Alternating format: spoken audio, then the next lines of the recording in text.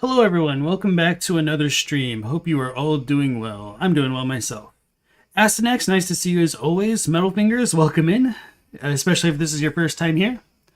Yesterday we went through a couple videos by Ember, which were very thought-provoking and discussion-inducing, and we had a lot of fun watching those. We were originally slated to do 5, but we actually talked so much that I had to postpone a couple of them, so I figured we'll start off today's stream with either the 2 or 3 that we didn't get through yesterday by Ember, and then after that, I was thinking of looking at a video by the Centered Tarnished called Elden Ring Lore, The Great Works Part 1, because this was suggested to us, and it's long enough to just kind of potentially fit with these 3 smaller videos, so it seemed like a good fit overall. So, right now, we'll go into the best and worst of every Souls game, including Elden Ring, starting with the best area and the worst area. And then I looked at Ember's channel, and he doesn't have the best enemy in every Souls game. So we'll just look at that one on its own and then cry about not having the best version to discuss afterwards. More lore than there seems. Welcome back to the stream. Hope you're doing well. So, yeah, let's go ahead and dive on in. The Souls games are well known for their unique level.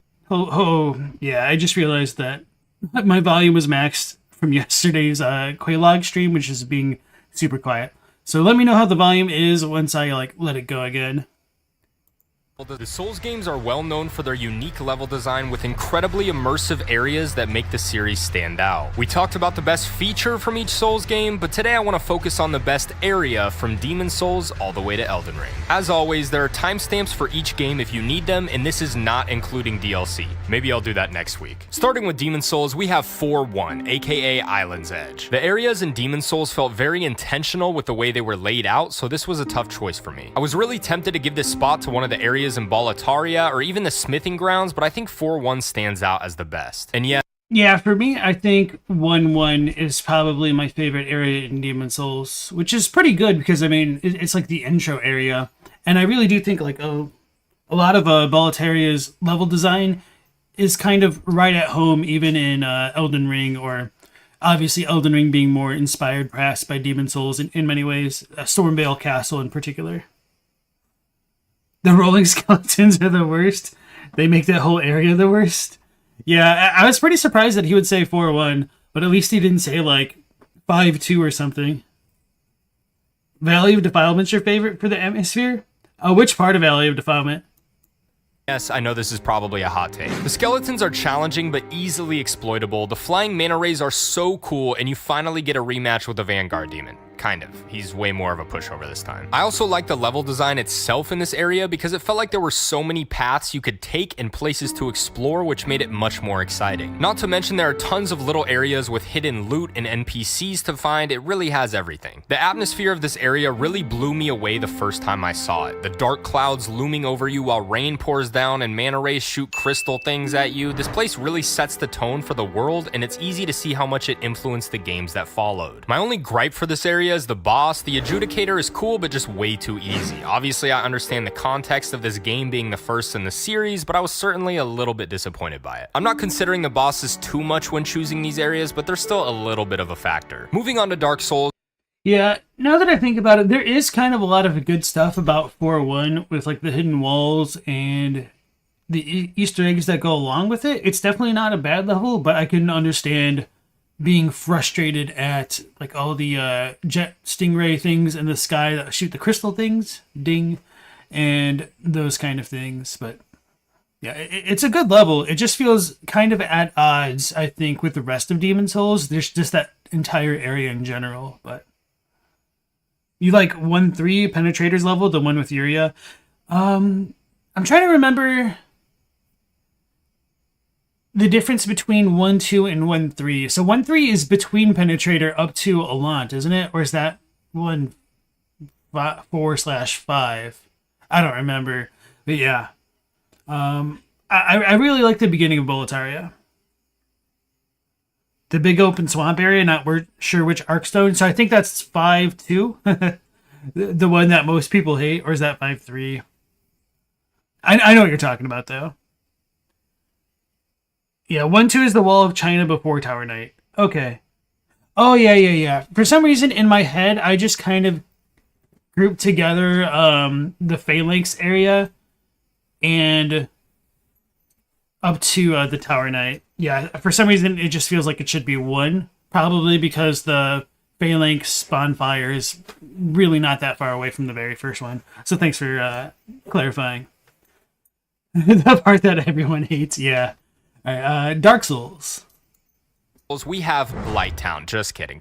Obviously, it's Anor Londo. If I wanted to be edgy, I would say Darkroot Garden due to the atmosphere and hidden secrets, but it's pretty hard to deny that Anor Londo is the best area in this game. In regards to the areas, this was definitely most people's first wow moment after being stuck in a world with a very dark and grim atmosphere leading up to it. Everything about this area is iconic, from the knights guarding the entrance, the gargoyles protecting the lever that reaches the gate, and the absolutely heinous archer run that made us all realize we prefer being dominated in the bedroom. It also has one of the most challenging and popular bosses in all of gaming, with a nice little reward at the end. And even though I'm too stupid to understand the lore in these games, it was easy to see the significance it had within the story as well as the world itself. This area is without a doubt the biggest highlight of this game, with its grand spectacle and intricate design that makes it the clear choice for the best area in Dark Souls. So I would definitely say that Anor Londo is up there in terms of like peak gaming moments, but honestly, I think I prefer the Undead Burg as my favorite area, just because that feels like the real welcome to Dark Souls moment. Trying to think if I want to include like all of Undead Burg with like the dragon and stuff, but I think just like Undead Burg up to the Taurus demon, it's just like you either get it or you kind of don't. I mean, of course, that's a little bit reductive because Dark Souls 1 isn't quite that easy for brand new players, but it has a kind of special jankiness to it, which is kind of hard to replicate, I guess. Necropoulos, welcome to the stream. Prison of Hope is yours, and the swamp place after it. Yeah, I do like Tower Latria as well. Like, yeah, I was really surprised at how much I enjoyed the level design of Demon Souls, even though, like, a lot of Demon Souls is pretty janky. So, especially compared to, like, Dark Souls 2, I was expecting, like, more stuff like that, but I was very pleasantly surprised by Demon Souls. More Lore prefers the Painted World because you're a sucker for snow levels. You also think it has good level design. Yeah, the Painted World is very interesting as well. Oh, Ash Lake. I don't know, like, Ash Lake is really cool. It's just a little bit too empty for it to be my favorite. Honestly, I do really, really like the Tomb of the Fallen Giants. It might be my favorite area, just because of how terrible it is in a certain sense, but I still think I would have to say Undead Burg. Like, that's kind of peak Dark Souls to me. The Great Hollow or Painted World for Astynex, just for how hard it is to find and the realization of how big the world is. If we're counting DLC, Metal Fingers like Ulusilala, the Undead Burg mobs, yeah. Welcome back to the stream, Sword Pierre. Or Swordier. Sword Pierre. My fault. Alright, so Dark Souls 2.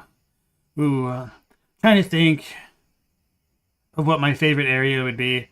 Okay, I think I kind of have an idea, and it'll be a bit of a hot take for you guys. I'm curious as to what he's going to say, though.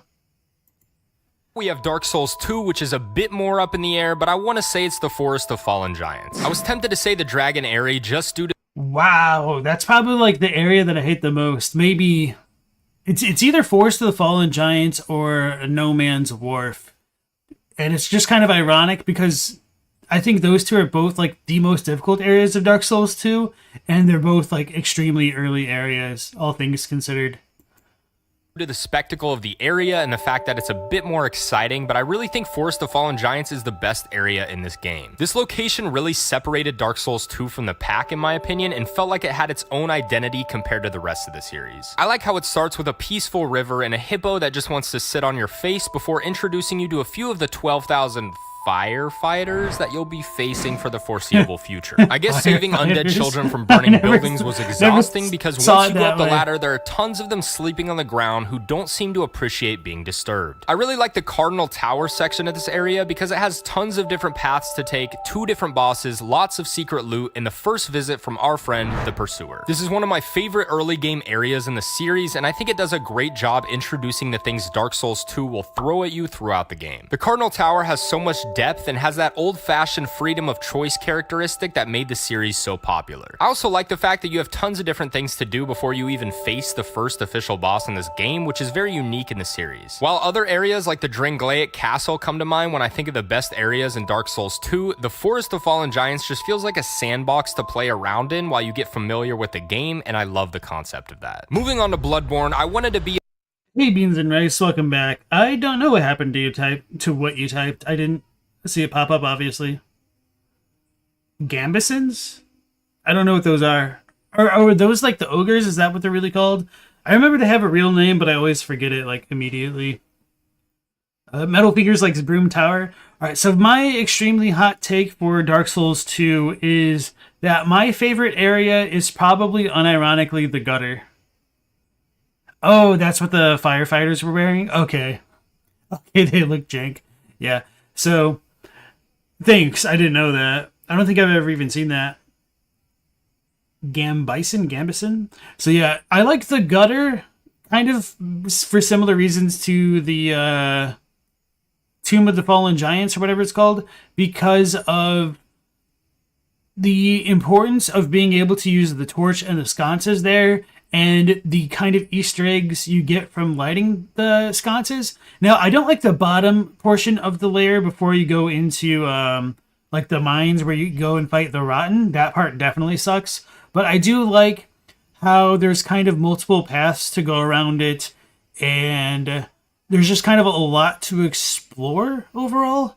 And it's kind of open in a way that you can see what you're kind of doing and kind of make calculated guesses as to where you want to go. So you can either kind of like speed through it if you know what you're doing, or you can take your time and explore everything. And I don't know. I'm trying to think of an area that I enjoyed more. I mean, I really liked parts of Shulva, but it just didn't quite hit those JoJo Season 1 vibes that I was really hoping for in like a kind of Aztecan style area. I really, really, really, really want FromSoft to like tackle an ancient Egyptian style Soulsborne game where you have freaking things like Anubis or demigods that have like alligators on their heads, or like crocodile faces, owl faces, sphinxes to fight. There's just so much that they could draw from like an ancient Egyptian or even like Aztecan style setting that I think would just be super cool with the way that they make games.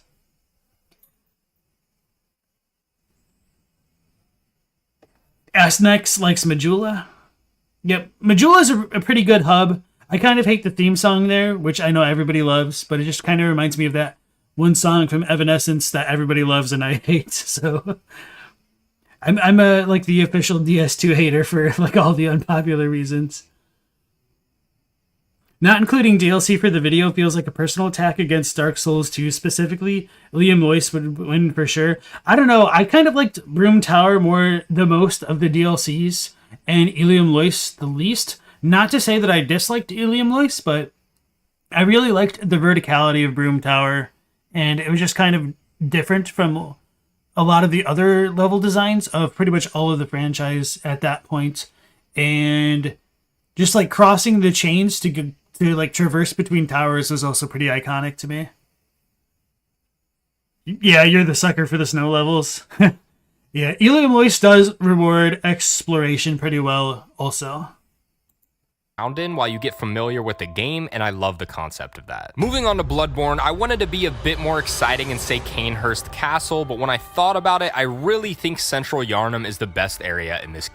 My man, yeah, Central Yharnam I think is like the peak tutorial level experience in a FromSoft game. game. Another incredible starting area that has so much to do it makes my head spin. I wanted to give props to Cathedral Ward as well because this area basically connects to everywhere else in the entire game, which is incredible. But Central Yharnam has similar features that I liked about our Dark Souls 2 entry, which gave it the #1 spot. It has 2 bosses that are basically polar opposites to teach you the different fighting styles you'll be using for the rest of the game, tons of verticality that really emphasize the depth of its level design, and a wide variety of unique enemies that introduce you to what is essentially the Bloodborne experience. The atmosphere really paints the picture of the world perfectly and sets up the story very well, even though I've expressed my lack of knowledge on the subject. If you want lore stuff, go watch Vati, he's the GOAT. Central Yharnam is what caused me to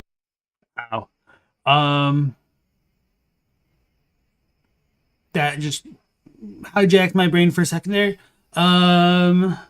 Yeah, so one thing that's kind of crazy about Central Yharnam to me is just like how big the area actually is, yet also kind of how compartmentalized it is and how well it kind of loops back in on itself from multiple different directions. Like the sewers feels like its own area. The part by Gascoigne's daughter with like the big gate with the brick troll pounding on it feels like its own area, although of course it's right next to the aqueduct.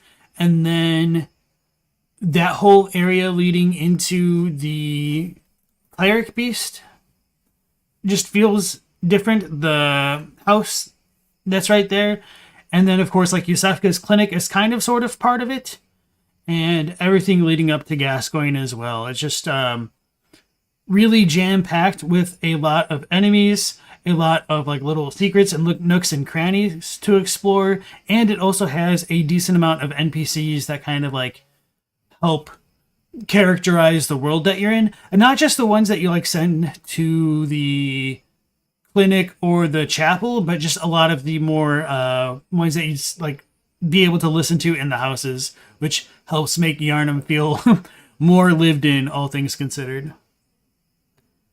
Necro's favorite is the Nightmare of Mensis. You wonder what your opinion is on Cainhurst? That it's not as good as Central Yharnam, right? You're not a fan of Britain. You much prefer medieval fantasy. The castle is always going to be your favorite Bloodborne place. Hopes that it's snowy, has a good boss, and good level design and lore. Well, for what it's worth, it's sort of not Britain. It's kind of more based on like Eastern Europe. But yeah, definitely has a lot of those old world style vibes. To fall in love with Bloodborne instantly, and I think a lot of other people will agree with this since we all seem to love the setting and theme of this game. I feel like every time I play through it, I find new items or areas that I missed in my previous playthroughs, and that's something only FromSoft has been able to do for me. Cainhurst was barely edged out just due to my own personal enjoyment of the areas, and I thought Central Yharnam was a bit more fun. Next, we have Dark Souls 3. Yeah, Cainhurst is a good area. It just feels a little bit too bare bones for me to put it on the same level as Central Yharnam. And also just like, the Hunter's Nightmare is really not like... So the fishing hamlet is also like really, really good for like what it is.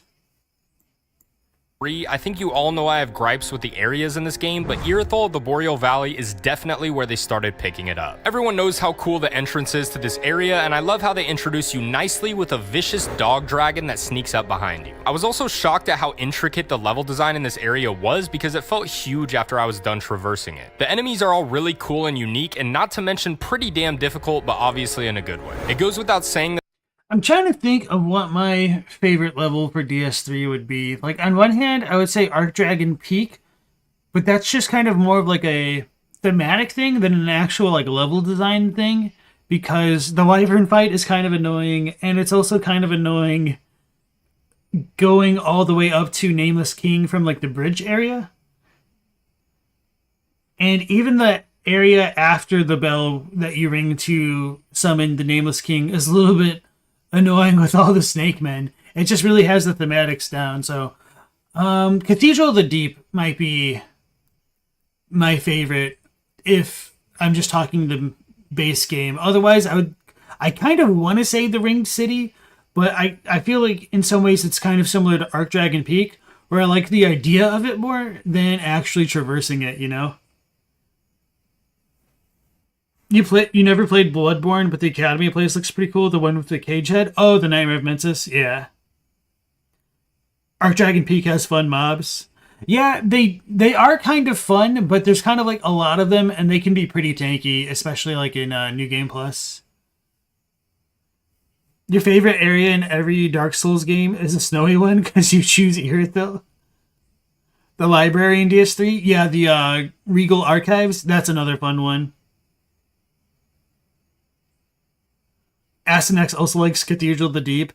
Perfect layout, and years later, you recall 6 shortcuts all perfectly placed. Yeah, the Undead Settlement is really good there, too.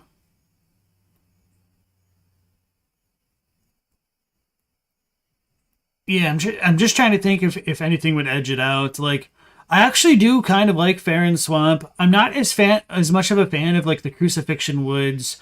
I Karthus is interesting, but it's definitely not my favorite. I do like a lot of Smoldering Lake.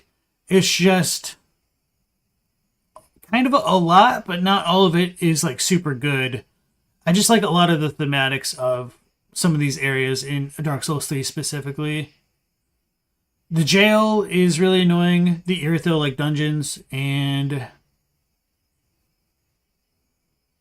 there's just kind of too much going on with Lothric and the high wall of it for me to really put it up there. Yeah, I think I'm going to stick with the Cathedral of the Deep for now, and obviously like the Ringed City. You wish Undead Settlement was a bit more interconnected? That's kind of wild to me because I think it's like one of the most interconnected areas in the game. Oh, do you mean to like the other areas specifically? Because that would make sense. I was thinking in terms of like the shortcuts and stuff. Karthus would have been cool, but it felt a bit rushed. Yeah, especially with the thing with High Lord Volnir at the end of it. Although it is kind of cool, like once you get towards the Volnir section with like the gigantic pit going to the Smoldering Lake and the pseudo bridge ladder. Yeah, there's a lot of stuff that I do like in Dark Souls 3, but it just doesn't, for some reason, it just doesn't quite hit the highest highs to me. I don't know. That this area is beautiful and has a similarity to the way Anor Londo was introduced, with very dark and gray areas leading up to a bright and vibrant area. This location can be pretty confusing, but it also has quite a bit of depth and hidden areas, and not to mention an awesome boss fight with Pontiff Sullivan. Call me trash all you want, but when I first played this game, I genuinely thought he was impossible and probably attempted him around 50 to 60 times until I went to grab a few beers with some friends, and then I came back and beat him immediately. I get that's how it is sometimes. Like a lot of it really comes down to playstyle. The thing that I learned with Sully, it took me like maybe 2 or 3 tries to kill him, is that you just have to mad disrespect him and stay in his face and just beat the crap out of him. You got to treat him like a big boy rather than a pseudo small boy, which he kind of looks like. But yeah, he doesn't have a very large health pool, and you can face tank a lot of his attacks for the most part. And don't take my strategy into like New Game Plus 7 probably. It probably won't turn out quite as well. I don't know. I don't know how to deal with him when you don't just face roll him. Really good at games when I drink. I think it's the confidence. Anyway, let's crack one open together and talk about Sekiro. FromSoft goes Steph Curry when they make these grand castle areas. Oh man, Sekiro. That's going to be really hard for me to think of. Just because like the areas are kind of really big and interconnected, but also kind of disconnected at the same time. There's a lot that I like about Ashina Castle specifically, and of course the Fountainhead Palace with the ever-flowing waters or whatever it's called. That's really, really cool. Mibu is kind of a pain in the ass, but it makes sense. I do like the thematics of the 4-monkey temple thing, but the boss fight could have used a little bit more refinement, perhaps. Their pseudo Valley of Defilement is pretty cool, but not anywhere near my favorite. So I'm trying to decide maybe between Ashina Castle and the Fountainhead Palace. Necro says Ashina Castle. Mordor says Fountainhead. But you also refuse to say Sekiro is a Souls game. It should not be in this video. It's got to be Fountainhead. The aesthetic alone would be enough, but you also like the level. I really do like Fountainhead. I do just wish traversing up between like the upper level and the lower level was a bit more interconnected on different spots of the map, because it can be kind of a pain to get up and down without just like fast traveling. But Ashina Castle is also really good. But yeah, I think I am going to go with Fountainhead for myself. I just like this aesthetic a lot more. It's a lot more mystical, a lot more eerie, yet oddly fitting. I don't know. Yeah, Senpo Temple is also really cool. And also, welcome back to the stream, Scaleezy. Alright, Sekiro Shadows Die Twice. Because they really never miss. Ashina Castle is my favorite area in this game due to its intricate level design and verticality. They also introduce you to a few new types of enemies that are pretty fun to fight, as well as the flying, exploding monkey things. I like how open this area feels, and you have a lot of freedom to explore, which is good because there's a ton of things to find here. Items, merchants, mini-bosses. I remember spending so much time here trying to find everything, and it was a great experience. I love the area inside the castle. It has some of my favorite enemies in the game to fight. Those guys are so satisfying to practice on and are definitely a challenge. I like the mini bosses a lot as well, and not to mention. All right, so this is the dude that I couldn't think of his name yesterday, Jinsuke Saze. And because if you can't parry, he's gonna mess you up. It's kind of hilarious and also sad seeing when people who can't parry have to fight him, because for those players, he's probably going to be more difficult than Genichiro, like a little bit unironically. He's the worst. Hey, Clownsgum, nice to see you. And they top it off with Genichiro, one of the most enjoyable but game-breaking bosses for many players. He's the boss that actually forced me to learn how to play this game correctly, and if it wasn't for him, I doubt I would have made it much further playing the way I was up until that point. Yeah, I totally agree with that, which is why I think Genichiro is probably like the best From Software boss, because he's extremely difficult, but he's definitely beatable. And I think when I was first playing against him, only one move of his felt like garbage, which was the random arrows that he would shoot because he didn't telegraph them super well, or so I thought. But the subsequent times I have played the game, I've never really felt like I had that issue, but that might be because I know how to like press the attack a bit more, and I don't back up nearly as much as I used to. So yeah, I don't know. He's a blast to fight. Yeah, he is like, hey bro, you better have understood the basics of combat, otherwise you're not getting through me. And then just adding that extra mechanic at the very end is like the final middle finger to the players, the true welcome to Sekiro. You're only halfway through the game, son. You know. Fountainhead Palace is up there in my favorite Sekiro areas as well, but nothing beats that first aha moment I got from the Ashina Castle. And finally, we reach Elden Ring. There's no doubt that the Souls series has some incredible. Yeah, I already got my favorite area in mind, which will be a bit of a spicy take, I feel. Well. Yeah, I don't know. Yeah, I think I'll stick with that. Areas within each game, and there might be a bit of recency bias here, but I think Elden Ring holds a few of the top dogs when it comes to locations. Specifically, Landel Royal Capital. If you watch my shorts where I ranked every area in Elden Ring, you'll know that this was my pick for what I think is probably the best area in the entire series. Probably the biggest wow moment I've ever had in a video game, walking up to this area and seeing the giant dragon with tons of rooftops around, knowing you could actually go to every single place you see there, was absolutely unreal. The aesthetic was incredible, along with tons of different enemy types with varying challenge. I was positive this was the final area of the game. Oh, how I was wrong. This area was probably the most fun I had exploring in Elden Ring because it just felt like there was always more to find and experience. I spent hours here fighting my way through every enemy I could. To top it off. So did you guys go to Landel directly, or how many of you also got ported into it through the Tower of Return first? Because I went to the Tower of Return and I was like, oh my god,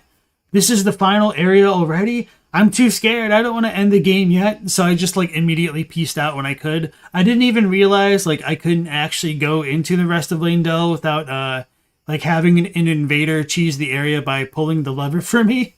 But I do wish that they like had incorporated that in the grand scheme of things. Just like imagine being able to take the Tower of Return lift all the way down to go to Leyndell from the very beginning of the game. You towered it? You preferred it after the Ash part? Yeah, so because I used the tower, I did see Grand Sacks really early, and so maybe that took away some of the impact to me. FromSoft is the king of, wait, they actually let you do this game design? Yeah. Actually, I don't know about that. I feel like Katamari Damacy is pretty similar. Like, wait, you could roll up a whale? Wait, you can roll up a UFO? I don't know. Technically, the Draconic Tree Sentinel can be your first boss. I would say the Grafted Scion, really, but yeah. You wish they were more ballsy about it? Agreed. Okay. They have dungeons, shortcuts, mini-bosses, everything you could want from a FromSoft level, and I think this was a culmination of everything they did right in their previous titles. Not to mention, it has one of my favorite bosses in the game, Morgoth the Omen King. This fight and level are really everything you could ask for in a Souls game. It's an absolutely perfect boss to end a flawless level. Alright, that was a really enjoyable video. I liked it a lot, so... For my spicy take, we already had Necro guess correctly, probably because I said it was a spicy take, and that my favorite area is unironically Caelid, and I'll talk about that a bit more in a moment here. But as far as like the legacy dungeons go, I would probably say like Castle Stormveil is my favorite. I think it is just like the peak of FromSoft's level designs. There's so many different branching routes you can go, kind of, not really, I guess, now that I think about it. But yeah, you can go through it multiple ways. You could go the quiet way. You could go busting in through the front door with everybody and their mom coming after you, and your mom's cat, I guess. and when I went through Stormveil after beating Margit, I like kind of put it off, and so I was really over leveled for the area, and I had a plus 14 weapon. So I was like, you know what? I'm just gonna go through the front door just to give myself a little bit of that challenge, and it was definitely an experience. Like I did manage to get through it without dying, but it really pushed me there, especially with like the lion and stuff. So I had a blast going through it, also exploring everything, having like a video on my channel blow up just in crazy numbers from just documenting how Gestak stalks the player around the damn castle. So Stormveil is one of my favorite FromSoft games, period. And I think Ray Lucaria is also extremely good and probably a little bit underappreciated with all things considered. Probably just because like Renala is a bit of an underwhelming boss fight. Katie is the king of what were the devs on? Hey, you, welcome back to the stream. So, who else is saying it? Sordier's favorite is Stormveil or Fair Missoula. And then Morlor says, your favorite area in Elden Ring is not the snow level, but instead it's a creme brulee fromage, gorgonzola. By that, of course, you mean crumbling Dragonland. Understandable. Yeah.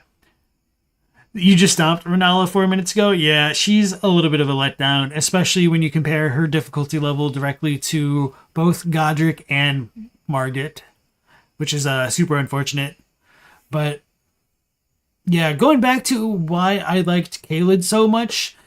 So, as I've said before on previous streams, I got teleported through the burnt dragon ruins, like right at the beginning of the game, more or less. And after I cleared my way out of the tunnel into Caelid proper, and I saw it was just all red, and the sky was a deep scarlet blood-looking red, and all of the plants looked like, fungi, I thought I was legitimately stepping out into an alien world, and I was like, oh my god. That was like about the last thing I ever expected like FromSoft to pull off. It felt like I was playing like a Metroid game, legitimately going on to another planet. So that just really opened up my imagination as to what everything else in Elden Ring could have had, just because it was so much wilder than my wildest expectations of the game, because I tend to try to keep my expectations really low so I don't get disappointed, I guess, which is, a very cynical thing to do. So that was a super like peak gaming moment for me playing Elden Ring. Probably my favorite experience of the game, and unfortunately, not. I don't think anything else really quite lived up to that level to me, just because Caelid is kind of its own beast, and we don't really get anything super crazy in a similar way. So, I mean, obviously there's like the Lake of Rot, but I mean, just like that experience of it, like literally feeling that you've been like teleported to a different dimension or a planet almost. But yeah, that's kind of why I like Caelid. Also, just beyond that, first experience, because like a first experience doesn't necessarily make the entire level. I felt like Caelid was just so thematically on point for what it tried to be. Like, the area just feels oppressive. Just like trying to exist there, you really feel like you have to like struggle for survival. The music is oppressive. It literally sounds like a freaking wasp of bees is buzzing around your ears if you have headphones on. It's just terrible, and I love it. And so, with that being said, I obviously do wish that certain things in Caelid were a bit better. This isn't really like a problem with Caelid so much as it is Elden Ring as a whole for like reusing so many enemies. But I was disappointed to see like the Caelid giant dogs and crows up in the mountaintops and stuff. But the dragon barrows balancing was also a little bit weird. And same thing with like the Divine Tower, because I went there super early and got trashed by the Godskin Apostle down there, which, isn't like the biggest of deals, but nonetheless, Caelid was very, very enjoyable and very surprising and welcome at that to me. Your Caelid first impression was strong too. That moment when you realize you can't use Torrent in the Lake of Rot. Mordor says Caelid has fly music and you do not like it. You don't like how Torrent trivializes the Rat Lake? Torrent, you can't use Torrent there. You might be thinking of like Bloodhound Steppe or something. Oh, or do you mean the Swamp of Aeonia in Caelid? That would make sense. Hey, you wanted more faction fights? Those were always neat. Yeah, and the drums in Caelid are tribal sounding. Speaking of music, the music's one reason why you had to take a point away from Stormveil. It would have been definitely a lot cooler to me if they had like 2 or 3 Stormveil themes going on. Like one theme for like busting in the front door, like being like a lot more faster paced and upbeat. Another like low key beat if you went through the side area, and then maybe like a third one for night or like combat and whatnot. Yeah, okay, I figured out what you meant. Yeah, I also want to know what Caelid looked like before the rot. You get a bit depressed if you spend too much time there. Yeah, that's why it's so great. Like, the fact that it's kind of able to evoke those feelings just by being so oppressive is kind of incredible to me. All right, so that was another great video by Ember. So now that we looked at the best area of every Soulsborne game, I'm pretty sure I linked it into the chat. Let's go ahead and link it again. If you guys want to give them a like, let's go ahead and move on to the worst area in every Souls game, including Elden Ring and secretly Sekiro. The Souls series has some of the most incredible areas in all of gaming, but it also has some of the worst. Last time we talked about the best areas in each Souls game, but today I want to talk about the worst area from Demon Souls all the way to Elden Ring. As always, there are timestamps for each game if you need them, and this will not be including DLC because I have another video planned for that. Starting with Demon Souls, we have 5-2, the Swamp of Sorrow. In my Hey, was it Necro that said 5-2 is their favorite? Here we go. Yeah, I think that's pretty much the easiest, or like the lowest hanging fruit for like the least favorite level for most people. I'm trying to consider what mine would be. I almost feel like 2-3, the lava area, is a little bit underwhelming. I don't know if it's like the one that I liked the least though. The second area of the mines, I don't know. I could say like maybe 4-3, just because. Okay. So 4, is it 4-2 or 4-3 that has like all the jet dudes that can like shoot you from the sky while you have to deal with like the random skeletons and the dudes that spawn in? I really like it thematically. It was a real pain in the ass when I tried to do that on stream without the thief ring. But as soon as I put that stupid ring on, it just trivialized the area, which was kind of lol. And I didn't realize that. So the first time I really liked going through that area because it just felt really cool and thematic and it was pretty easy. Then on stream, it was a real pain in the ass and I kind of hated it until I put the ring back on. And then... But I still like that area. Yeah, I just think I don't like the area in the mines that has patches, which I forget what Arkstone number that is. Yeah, 5-3, the final zone, is a bit of a letdown. I'm trying to remember if, like, 5-3... What's the difference between 5-2 and 5-3? Okay, so 5-2... No, 5-2 is just the big open swamp. He's going to talk about it here. 4-1 can die. Do you think the rolling skeletons are bad? You don't know if you only played the remake or not, but in the original, there's no special AI for group encounters. They were just rush gank. Okay. So, I only played the remake, and apparently you have omnidirectional rolling in the remake and not in the original, which definitely would trivialize like a lot of like the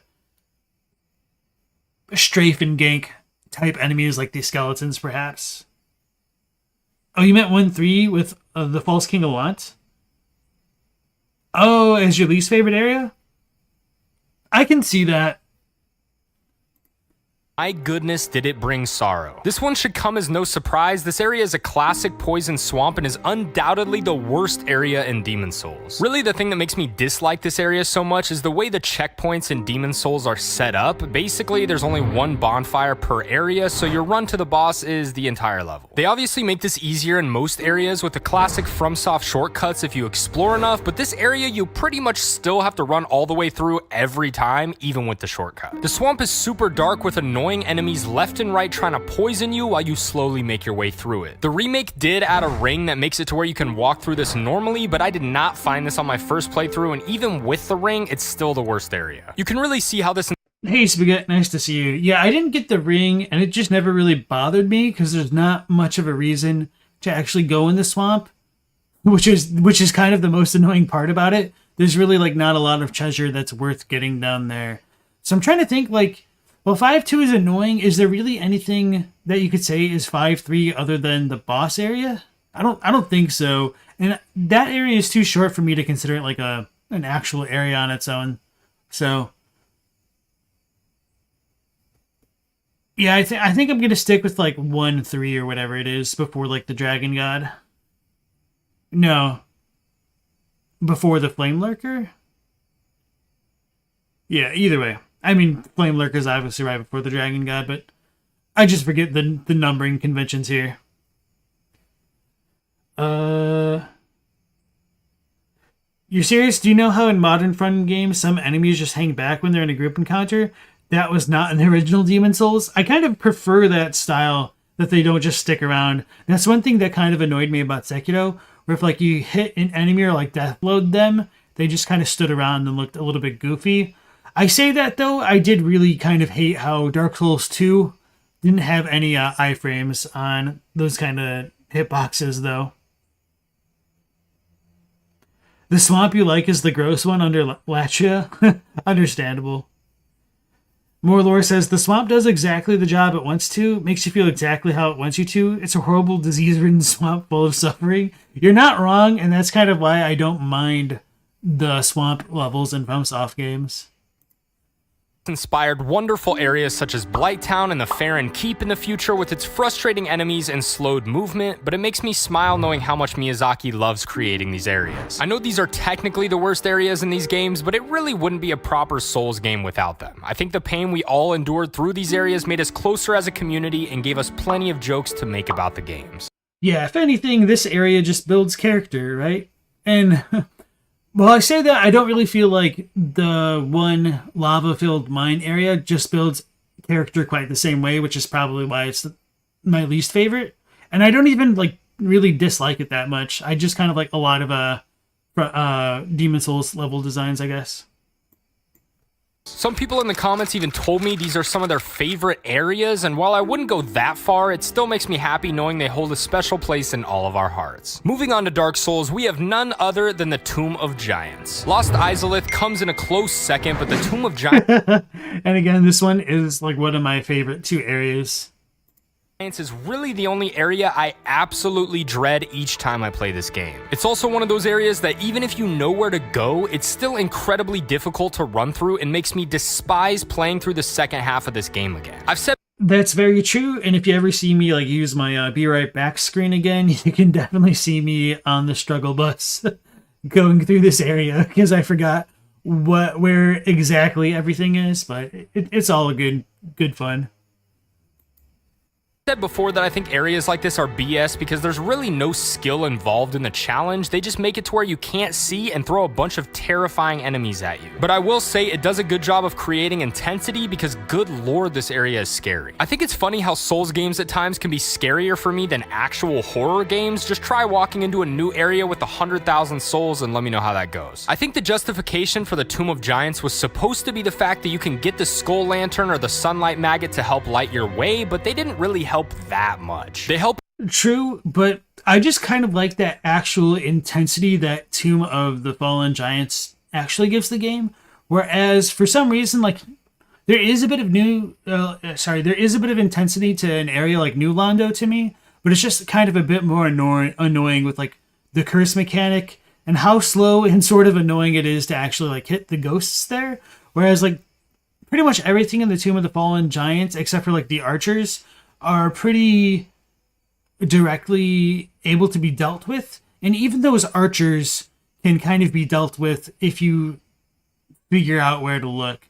So this place can definitely be frustrating and annoying if you just fall to your death, but it's memorable. Like this is a kind of like one of the most memorable areas in the game to me, and I don't know, that's kind of why I'm really fond of it. So it's just kind of funny like how polarizing these kind of videos are. The skeleton babies are funny, at least. Yeah, for me, I kind of decoupled the Tomb of the Fallen Giants from the Nito place because you don't need the light there anymore. At the very least, the True Darkness is an uncommon game mechanic. Not many game designers are brave enough to try it. True. That actually kind of reminds me, I don't think I've ever really talked about this on stream a lot, but I do kind of like to make Mario Maker 2 levels every once in a while. And it is kind of fun to try to make a level that incorporates darkness in like a ghost house or something and give players like a couple mechanics of being able to light up certain sections of the levels just to see how they go through it. And for anybody who's like super familiar with like the Mario Maker community in general, there's kind of a bit of different challenge modes of playing through the game and trying to foresee how stupid the stupidest players can be. So if you design a level, there's a bit of advice to say like try to go through the level avoiding every single coin that you put in it, avoiding like every like block or thing that you would possibly ever need to proceed, and just building it from like the ground up. It's just kind of really wild how much you can inadvertently learn about game development from Mario Maker. I mean, it really makes a lot of sense, but you'd be really surprised at what seems very straightforward to you as the creator of a level compared to what doesn't seem very straightforward to the players of your levels. The giants on all fours are horrifying. Agreed. They're amazing. Beans and rice is stuck in the Matrix, maybe. I don't know. Lots of walls. You do like the dark, but you think just having the skull lantern sucked, especially depending on your builds. That can be very, very true. A lot in comparison to the darkness, but overall not really. This area almost feels designed to be sprinted through, and that fact alone would be enough for me to give it the worst spot. Luckily, it does have another bonfire before you have to fight Nito, but I still hate the fact that you have to run through the second part of this area every time you die to the boss. I think in theory this area Yeah, that run up can be pretty long, to be fair. could have been interesting, but it was clearly rushed, and it's not even bad in a good way like Blight Town. Next up, we have Dark Souls 2. I'm not gonna lie, this one was tough because this game has some horrific areas. And while I was tempted to crown the Black Gulch as the worst area in this game, I think it has to go to the Shrine of Amana. The Black Gulch... I was about waiting for him to say the gutter just so we could have completely opposite opinions about this, where his least favorite area would have been the gutter, but apparently it's the Black Gulch. And my least favorite area is Forest of the Fallen Giants. Only escaped this spot for me because it was pretty short, and it does have an extra bonfire if you use the Fragrant Branch of Yore. The Shrine of Amana, on the other hand, is pretty much a culmination of everything Dark Souls 2 did wrong. The enemy placements, the magic spam that tracks your movement, the water that sinks you unless you're paying attention to every excruciating detail of the ground. This place is a nightmare. They even have a cave section with enemies who spray mist that breaks all of your equipment. The ultimate get good moment. And unfortunately, Dark Souls 2 does this type of stuff a lot, and I still love the game, but the amount of areas I run straight through on subsequent playthroughs is absurd. When I did my when somebody makes comments like that, just like that completely outline how horrible Dark Souls 2, and then they just immediately follow it up with, but I still love the game, it just sounds like they're in the midst of a very abusive relationship. I don't know, that's just kind of what comes to mind right there. My first playthrough of this game a couple years ago, I was determined to kill every enemy in every area of every game. This area was by far the most frustrating for me as someone who just wanted to play through the level normally instead of running through it. And even trying to run through it now for this gameplay alone was such a pain, I ended up recording it on 3 separate days because of how annoyed I was getting. I'm really not a fan of areas that have random hidden death spots if you accidentally step on them, and I know you can just use a torch or pay closer attention, but it's hard to stare at the ground with 50 mages shooting magic at you. The only redeeming factor is if you're using magic, it's... That was really funny. It was just like that death right there.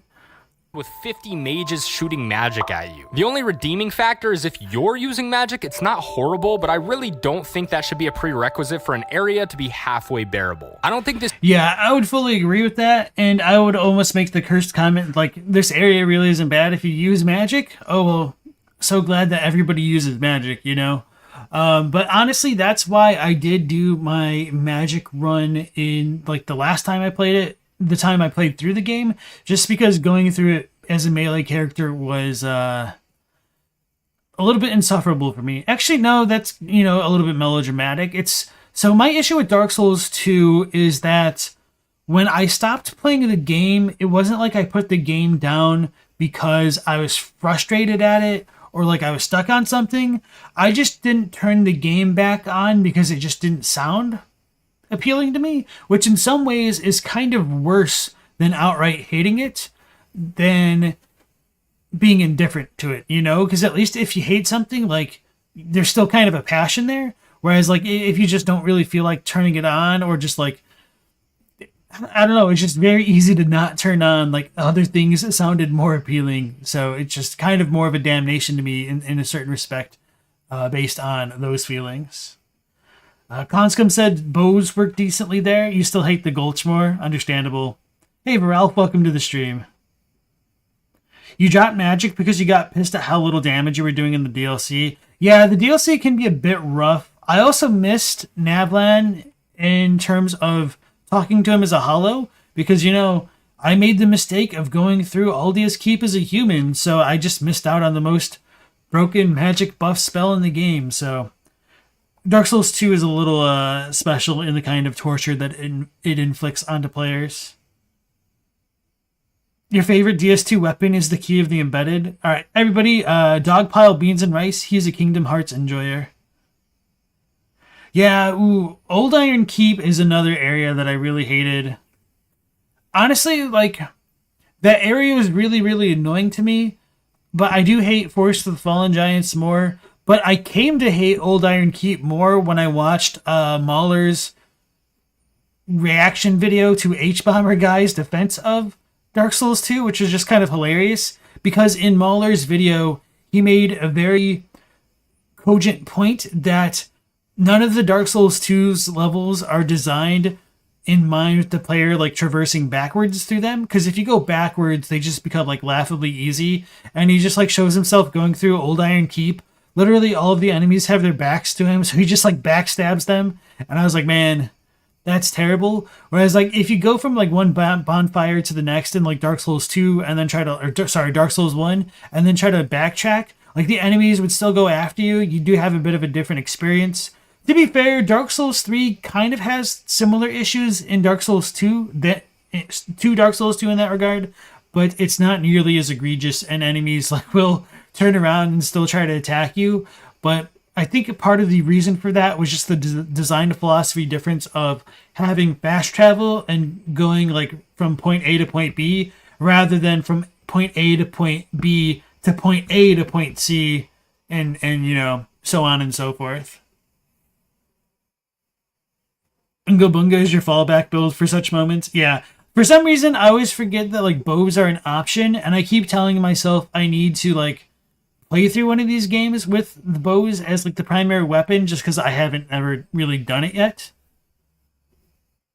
Is it that way in both versions? I don't really know. However, we do have somebody in the Discord who also pops into the stream sometimes, 2HitGood, who is currently playing through Dark Souls 2, both the vanilla version as well as Scholar of the First Sin, and he just did Old Iron Keep the other day, I think, and he said it was awful. Hey, you, did your comment get eaten? It kind of looks like it. It seems like we're having this issue a bit, which is annoying. Yeah, bows are more of a secondary weapon. The range is for non-casters. You need to do a great bow run? Okay. So going into Dark Souls 3 next, shortly here. This choice will be a surprise to anyone, and I think we all know which area I'm going to choose when I talk about the DLCs. Moving on to the amazing... Oh yeah, there's Bloodborne. Oh yeah, so Shrine of Amana, I meant to talk about that place. That place was really annoying even for me as a caster, although I totally screwed up and initially missed the last bonfire. So I was like, holy crap, man, this area is difficult. I have to actually use all of my magic herbs to just be able to kill all these enemies. I could totally see why this area would be hell for most players, but that's because I did miss that last bonfire. Because I did kill all the enemies, I went back and explored and found it and felt a little bit silly, but that area was a hell of a lot more manageable, being able to snipe enemies from a great distance away, but that's also because I knew about the binocular thing. So if you guys put your binoculars in one of your hands as a weapon, because it's a weapon in this game for some reason, and then put like your catalyst in the other hand, you can use your binoculars to aim down the sights and snipe things at a distance with much greater accuracy. So that's one way to trivialize Shrine of Amana as well as Brightstone Cove Seldora. Wasn't the area nerfed on release? I'm not sure. Hey Bella, welcome to the stream again. Will I consider reacting to Mahler's Dark Souls 2 videos, or at least his last one?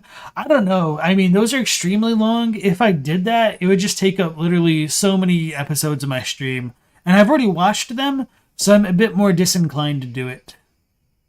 But if you do have other videos you want me or want to recommend, feel free to let me know in the Discord or on the actual comments of this video, because the chat boxes here seem to just eat links. And I don't know if that's like a YouTube thing or like a Nightbot thing or what. Alright, going on to Bloodborne. anyone, and I think we all know which area I'm gonna choose when I talk about the DLCs. Moving on to the amazing Bloodborne. Y'all are gonna destroy me in the comments, but it's the fishing hamlet. Just kidding, just kidding, just kidding. It's the Nightmare of Mensis. Whew, I know everyone was so ready to unclick the sub button right there. Anyway, this area's name didn't lie, because the Nightmare of Mensis is indeed an absolute nightmare. And with a name like Bloodborne, I don't even want to know what they meant by the word Mensis. Ew. This area is basically a speed run while you slowly take damage and frenzy buildup, and not to mention some super frustrating enemies along the way. Luckily, you can get past this part pretty quickly, but only to reach a gigantic spider gank reminiscent of my college dorm bathroom. Other than that, this area... Ooh, that feels bad, man. Yeah, I understand not liking Nightmare of Mensis. It's certainly not my favorite level, but I do think that the Nightmare Frontier is worse because there's virtually nothing there. It has this poison swamp, which everybody hates, but I don't really hate. It's just a lot of area for a whole lot of nothing, ultimately. Like, there's the Amygdala boss fight, but it's scaled so strangely because it gives less blood echoes than fighting Rom. You can technically access it before fighting Rom with the whole, like, tonsil stone. It's just a very weird in-between place that feels like it's supposed to be a late area game, but it doesn't give you any blood chunks to justify, like, the difficulty of it overall. And it also has winter lanterns. So, yeah, there's just kind of a lot that it doesn't have going for it. Nightmare Frontier, that is. Getting trolled by Micklash is the best. Yeah, I would make woo noises, but my dog is already looking out the window, trying to see what's going on out there. Oh, he realized I'm talking about him. All right. Yeah, I don't want to get him all riled up. It really isn't horrible, which proves how solid of a game Bloodborne is overall, but it's definitely one of the weaker ones. I do appreciate the actual level design though, with the cages and shortcuts. These definitely made it a much more interesting area, and I do think it's pretty fitting for the atmosphere of the late game. But the boss is where my criticism continues, because good lord, this guy sucks. It's so frustrating too, because I love the one-on-one fights with humanoid enemies in this series, and when you actually get to fight him, he's not that bad, but chasing him around in circles is such a pain in the ass, even if you know where to go. And I know there's gonna be...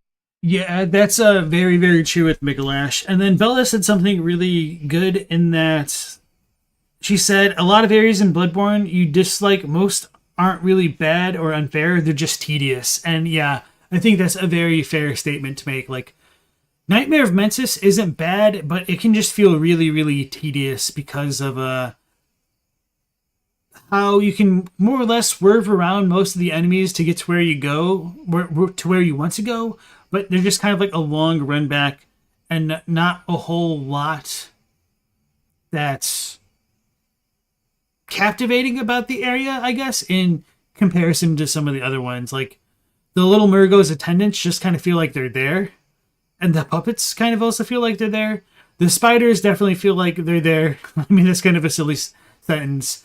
Edgar feels like he's there. There's just nothing that really feels like it's actually part of the nightmare, if that makes sense. Whereas, like, an area that's kind of similar in terms of its intended feel, I think, to the Nightmare of Mensis would be like the Orphanage. But the Orphanage is just so much better to me in terms of, like, making the enemies that are there feel like they're part of the level, if that makes sense. So just like the bloodsuckers, or brain suckers rather, they're freaking terrifying. They're horrible. Everybody hates fighting them.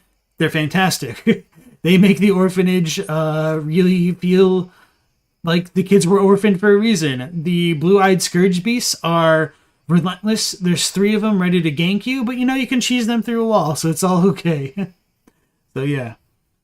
If you know where to go, it's quick work for Micklash. Yeah, but that also takes like a lot of trial and error, I think, to understand his movement patterns. And also, welcome back to the stream, Eric Williams.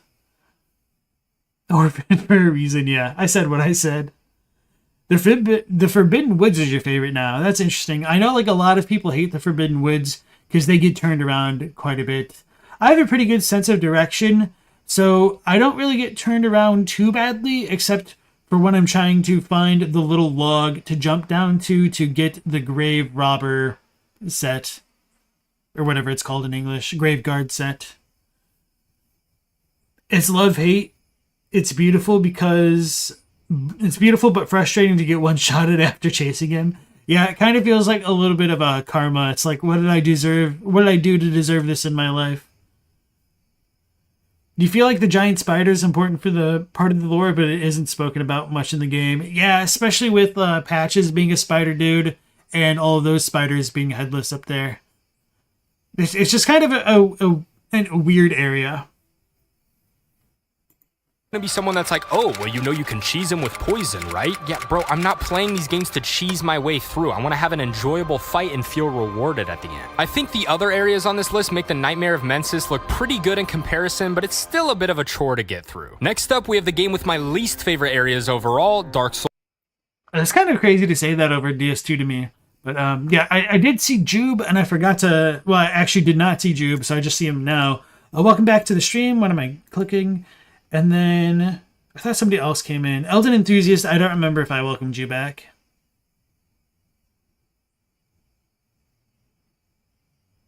Okay. Call of Beyond is such a pain. Yeah, it can be. The nice thing is, like with Bloodborne, you could also interrupt McLash by shooting him if you're out of range. But a lot of people just kind of like panic when they see the animation, rightfully so, and so they don't have like the wherewithal to just try and shoot him. Souls 3. They snapped on those DLC areas though, those are so good. The worst area in Dark Souls 3 was a pretty easy choice for me, the Farron Keep. Not only is it another poison swamp, it's also home to some of the most difficult early game enemies in the series. And the difficulty of this area is fine, I just think it's a boring area because not only is it very dull and gray, it also takes forever to get through due to the poison slowing you down. Normally this wouldn't be that bad, but it's the fact that you have to light the fires while giant enemies that are way faster than you chase you down. And did I mention they have magic? This makes the area much worse since you no longer have the option of just running through it, you have to actually go light all the fires to progress in the game. The absolutely only redeeming factor of this area is the boss. The Abyss Watchers are one of my favorite bosses in the series and definitely attributed to my first click moment with Dark Souls. So I actually really like Farron Swamp because this is essentially like the end state of the Darkroot Garden from Dark Souls 1, which is kind of sort of made explicit with the the statue, not statue, like the corpse, the petrified corpse of Elizabeth in the one cave by like all these basilisks. And I would say like the bottom right of this area when you first come out of the first bonfire, if you just make a right and go all the way to the end and then make a right like up there, her thing should be over there.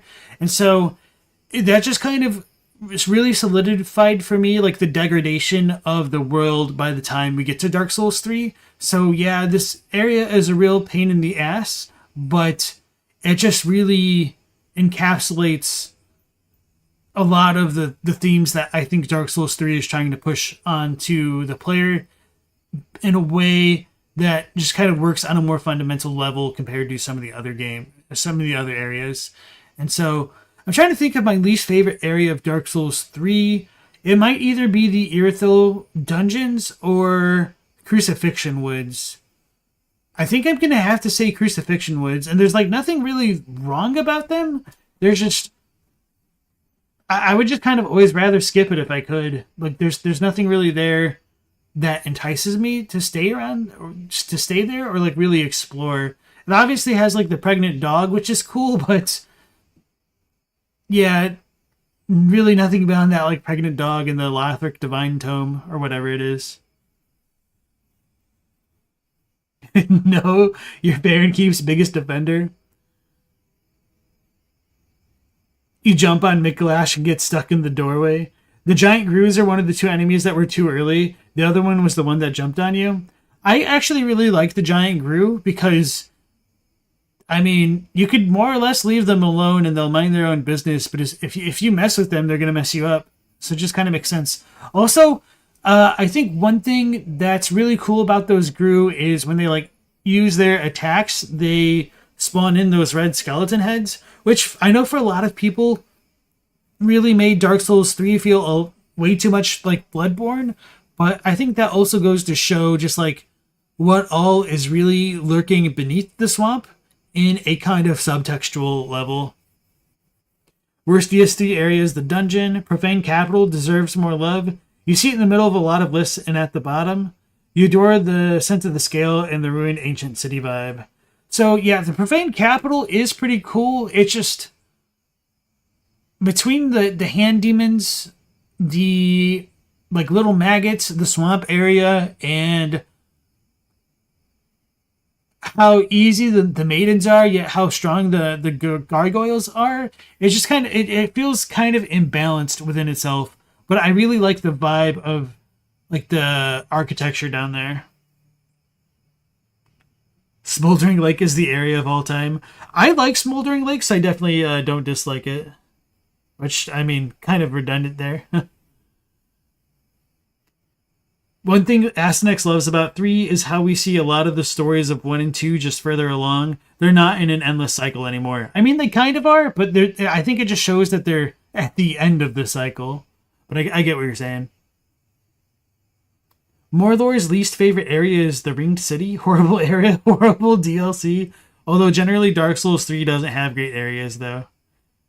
Hey Crow's taking off, welcome to the stream. It's cool how I see Darkroot Garden in 3 different time periods. It's possible you see that area across the longest stretch of times throughout the game. That's a good way of saying it too. Like for some reason I kind of just like lumped it together with Ulasil in Dark Souls 1, but you are kind of right because there really is a significant time gap between the Ulasil times, the Darkroot Garden times, and Dark Souls 3 times. All of their late games really suffer from the rush development. Let's be real there, Spaghetti. Yeah, I think like literally all of the games. Maybe Sekiro is the best in that regard? No, I think even Sekiro suffers because it's just like Ashina Castle, but like more areas are closed off. So going through Dark Souls 1, obviously Dragon Butt area suffers. Dark Souls 2, the Ashen Mist Heart stuff is really bad. It's super unintuitive, especially with like the giant memories. Although the giant memories are cool, just like the last little push there is, it just isn't it. So Dark Souls 3 also suffers with,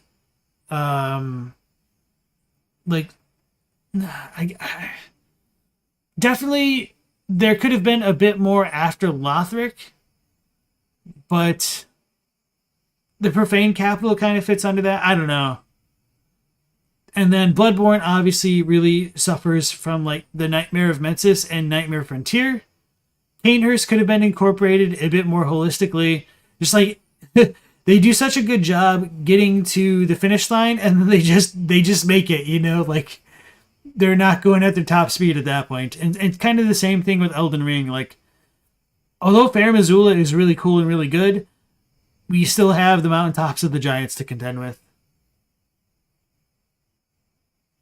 See, I would disagree with Dark Souls 3 hating and ignoring Dark Souls 2 so much, because there are like a lot of references to Dark Souls 2 in Dark Souls 3. You do get not Archdragon Peak, Earthen Peak in Dark Souls 3's DLC. You also have Gilligan showing up in the Profane Capital, which sucks. You do have some of the Drang Knight armor sets coming in. You have the Shield of Went. So I do obviously think that Dark Souls 3 caters more to Dark Souls 1. I'm not going to deny that. But it also does keep quite a lot of the stuff from Dark Souls 2.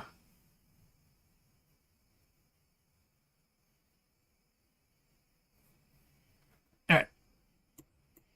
Other than that, the enemies are difficult, but in a really obnoxious way that makes me not want to bother with them. On the bright side, I don't think this area is too difficult overall if you know what you're doing, but let's be honest, most of the areas in Dark Souls 3 aren't too hard. Moving on to Sekiro, while I don't think they have too many horrible...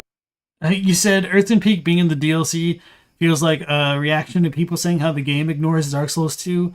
I don't know, because we do have like the painting of Nishandra in Irithyll, and certainly adding Anor Londo back into Irithyll does feel like overt fan service, which I like wasn't too crazy about. I understand why Dark Souls 2 feels lacking in comparison, but to be fair, it does kind of make sense that if Anor Londo is in Irithyll, that it should be in a completely different part of the world than the places we saw in Dark Souls 2, with the caveat that all of the lands are converging, so maybe they should have added more from DS2 in there. I don't know. Astinex would also argue that the plot of the usurpation ending follows DS2 very closely, finding a third way. Maybe. Yeah, I'm not denying that DS3 has mountains of fan service for DS1. But it also includes stuff from DS2. And Earthmine, nice to see you again, I think. I'm pretty sure I've seen you before. Areas in this game, the Sunken Valley Passage was probably my least favorite. My main gripe is that there are just so many enemies shooting at you at once, it gets really annoying. And not to mention they're shooting at you with guns. I know you can grapple up to them, but that just feels kind of cheap that they give that many enemies ranged weapons and you have to take them out one by one. It's not like... Yeah, I think I would agree with that, with Sunken Valley being my least favorite, or whatever this area is called. I'm pretty sure you just said a Sunken Valley. This is the one that probably would have stood out to me. Just because, like, Oh my god. I instead of like fighting Genichiro first, I was going off to fight to the side areas, and I came down here, and Snake Eyes Shirahagi just wrecked my world over and over. Like I legitimately think I spent more tries trying to kill her than Genichiro. Just because of like how OP her grab was, how OP her gun is, and just like her moveset being very difficult to deal with at a very early level when I hadn't yet mastered the basics of combat. The best part of this area is the OST. The Snake Eye dudes were the worst. Yeah. Not like they're that hard, it's just unpleasant. And when you actually do fight the enemies, you can take them out in like 2 hits with no deflecting, so the whole give and take rhythm system when fighting enemies in this game just kind of goes out the window. The Snake Eyes mini-boss here was one of my least favorites as well. Okay, so this one's Shirafuji, which I thought... So I guess Shirahagi is the one further on in like the little swamp area. Both were really painful. At least Shirahagi you can kind of cheese and get the immediate backstab off of. And I guess you can fish for the backstab on Shirafuji as well. It's just a lot more tedious to pull off. Either way, both are pretty tedious. Well, just because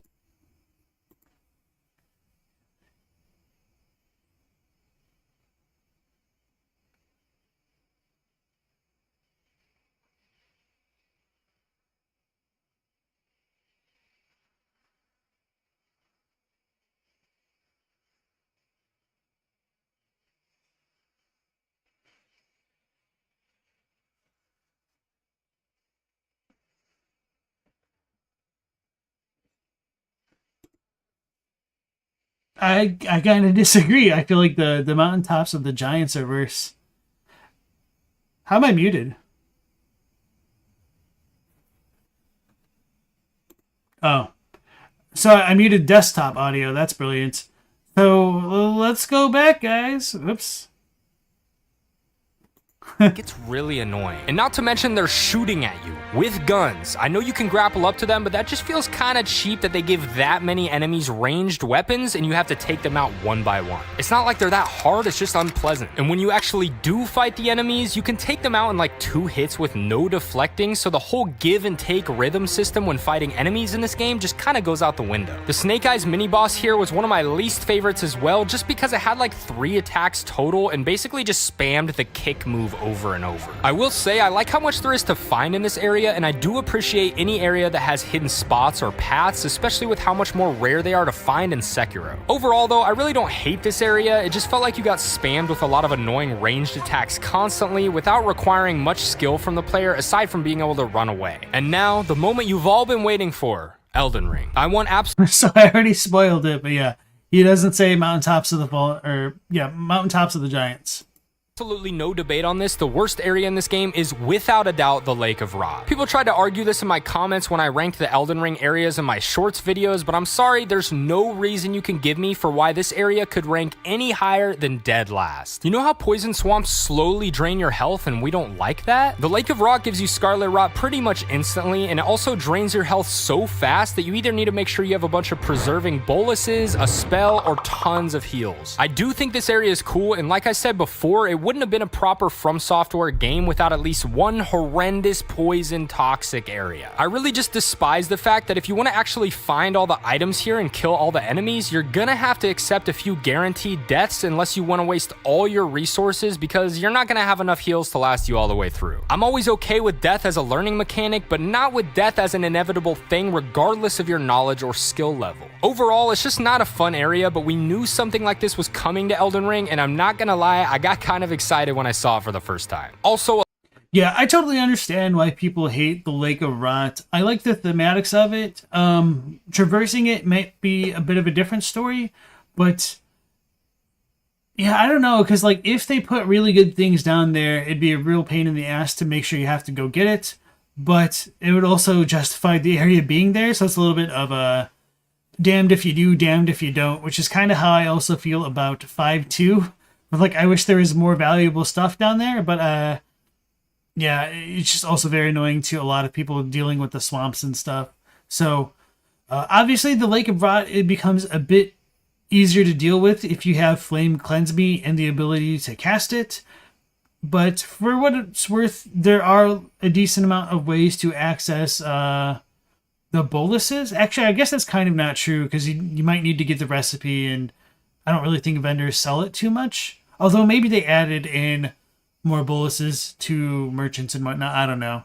So, at the very least, the Lake of Rot can help contextualize what's going on with Millennia and the so-called Outer God of Rot. So, even if it's a pain in the ass to traverse, it does have like a lot more lore significance to me than an area like the consecrated snowfields or the mountaintops of the giants, and the way that they're so empty and how they recycle so many enemies. Which is probably a little bit unfair to like criticize the mountaintops for that, but give the Lake of Rot a pass because all it has is like the basilisks, the rot dudes, the one random ancestor shaman with the necklace drop, and of course the ulcerated rotted tree spirit, which is just awful. I don't know. So yeah, I definitely more of a personal preference thing, but at least it is also really cool to bring the ruins up and fight the one random Onyx Lord up there and get its greatsword. So there's just more cool thematic stuff down here that I enjoy more. There's like the rice paddy looking like things that we can't get to, which kind of kills me. We've got the gigantic, perhaps, tree stump with a bunch of the purple glintstone coming out of it, which is cool. And it just has a mystique to this area that others lack, which I guess I enjoy. Bella feels like they have the least criticism for Elden Ring's areas out of all the games. Maybe it's just the open worldness, and the legacy dungeons are some of your favorites in the whole series. Yeah, they did a great job with all of the legacy dungeons, I feel. Trying to think, like, what would be my least favorite legacy dungeon? If you want to count this, maybe, like, Caria Manor? Yeah, I don't know. The dude stuck in the snow is very funny, at least. True. Mountaintops are cool. Snowfields are worse. Yeah, the snowfields are the Frigid Outskirts version 2.0. Especially with the infinitely respawning dragonkin soldier spirits. They're kind of like the Kyrian there, or whatever they're called in Dark Souls 2, the like little horse guys.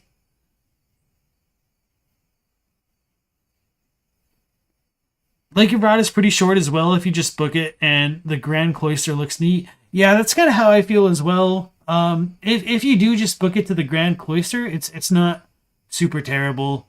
And there is like fast travel, so as long as you like avoid combat or whatnot, you don't really need to die too often to get there. Lake of Rot is good, but you think the worst area is Ainsel River for sure. Why Ainsel River? Oh, okay, the one with the ants and the Estelle thing. Yeah, Ainsel is kind of really straightforward. I can understand not liking that area, or Ainsel, Ansel. Castle Morn, if you count it as a legacy dungeon, that's kind of a fair one. Like, Castle Morn is cool, but the level design is just annoying, really annoying to me, like how the back doesn't connect to the front. So running to Edgar is just always a real pain in the ass because you can't get that other side of grace and then go back to him, it just feels needlessly complicated and just super unrealistic even for FromSoft standards.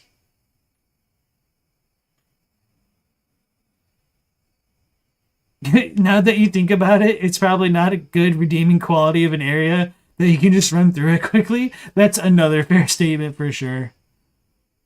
The maps for the underground areas are horrendous. Yeah, maybe. I don't know.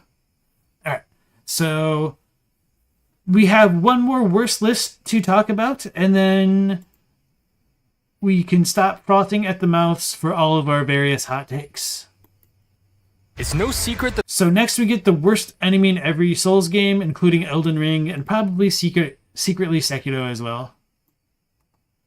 It's no secret that the Souls games are difficult, and with that concept comes some pretty frustrating enemies. Some are challenging but enjoyable, and some are just flat out annoying. I love these games and have fun seeing the similarities we all had with them, so I thought this would be an interesting topic. So without further ado, this is the most annoying enemy in every Souls game. Starting with Demon Souls, let me get an honorable mention out of the way first, the depraved ones in the Valley of Defilement. When I was getting gameplay for my last video talking about the worst areas in each Souls game, I spent over an hour trying to run through 5-1 only to have these guys either quick stabbing me off a cliff or burning me with a spear. The stun lock they put you in is ridiculous, and the amount of them that are thrown at you in this area is absurd. Even if it was worth fighting them all, they turn you into Riley Reid and you'll be taking at least 5 of them at a time. Wow. It was one of the most frustrating moments I've had in a Souls game, but to be fair, I was rushing through it so I could get gameplay for 5-2. The real most annoying enemy in this game is the Mind Flayer, specifically the Black Phantom ones. Everyone who played this game knows the infamous boss run to the Old Monk boss fight where you're trapped on the stairs with these guys. If you see them from a distance, you better run and hide before it's too late because you're gonna lose a ranged battle to them 10 out of 10 times. They aren't too bad up close since you can usually R1 spam them or circle around for a backstab, but it's so hard to rush them without getting destroyed by their spells. Their little move where they electrocute you and chase you down is a horrifying experience and definitely makes them the most annoying enemy in Demon Souls. So I actually really like the Mind Flayers. I mean, I just like Mind Flayers in general. They're super cool. I made like a silly looking like a clay sculpture of a Mind Flayer once just because I didn't know what I wanted to make.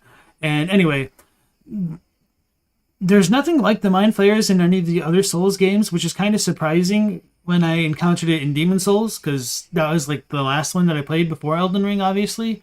And yeah, I don't know, just... They're terrifying, but they kind of fit the level super well, and they're very dark and work that way. I think my least favorite enemy, and I'm a little bit surprised he didn't say it, would be like the bugbears in the mines. And not because like they're difficult, they're just extremely tedious, extremely tanky for no good reason, like I think no matter what your build is. And you need to like break through a couple of them in a certain spots, and just that area is really slowed down by having so many of the bugbears, I guess. I don't know. I'm tadpole pilled. Yeah, the little bugbears are fine. It's like the gigantic ones. Please God, no.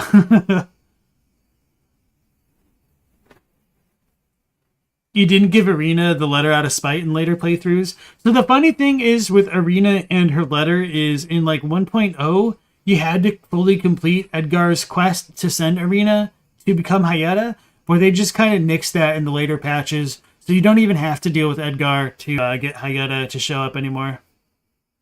The white sticky stuff? No, I was using magic damage in my last playthrough and it didn't like really kill them. I mean, it still takes like a lot of strikes to do it. The fat officials are the prisoner balls for you. Prisoner balls. Prisoner balls? Are they in Latria, like in the swamp area? I'm trying to think of what the prisoner balls are. I don't mind the fat officials. They're kind of cool. They can hit pretty hard, but like they have very limited attacks though. Yeah, the brain suckers are the closest you can get to the Mind Flayers. That's true. It's because it's a D&D enemy and they might run into legal trouble from it. I doubt that. Oh, okay, yeah, I know what you're talking about at the bottom of Latria, not like in the swamp area. Okay, yeah, those things are kind of annoying too. The rolling skeletons? Oh, you hate those dudes? Yeah. They're infinitely worse than skeleton wheels? I think the skeleton wheels are definitely worse than Dark Souls 1. You don't know how they cannot be someone's worst? If you play the remake, they become a lot more trivialized because you're able to roll a lot more effectively. And I haven't played the original. And also, they're really easy to backstab. So, yeah. I mean, it might be because if you go through like 4-1 really early, they're definitely extremely strong. But if you go through like in order, they're really not that bad.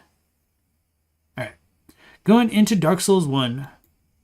Moving on to Dark Souls, we have the Bone Wheel skeletons, as well as one honorable mention that you're probably all expecting. And speaking of skeletons, if you want some quality Souls stuff to rep, I hand make every one of these shirts if you want to support the channel, and they're actually high quality, link in the pinned comment. Dark Souls 1 has some really obnoxious enemies, but I think the Bone Wheel skeletons are the most annoying just because they can chase you down and hit you multiple times with their spikes. The hitbox is brutal, and if you get caught by one of these guys, you're pretty much guaranteed to take a ton of damage. The only redeeming factor is that there aren't a ton of these things in the game. The main area they're known for is in the catacombs on the way to Pinwheel, but let's be honest, you're not going to need a ton of heals for that fight anyway. There's just something about the way they stun lock you with like 8 hits in a row that's super frustrating, and not to mention they come in packs. These enemies were featured in Dark Souls 3 as well, but for some reason they weren't as bad in that game as they were in Dark Souls. Maybe it's just because the dodging is a bit slower in the first game. Now that the Dark Souls 1 fanboys are angry, why don't we discuss the one we all know is coming? The Anor Londo Archers. I had to throw them in here as an honorable mention purely due to their infamous pillar run. If you can parry them, you won't have too much trouble, but if not, have fun. These guys are super annoying, but knowing how iconic they are, I couldn't actually put them as the most annoying. Next, we have...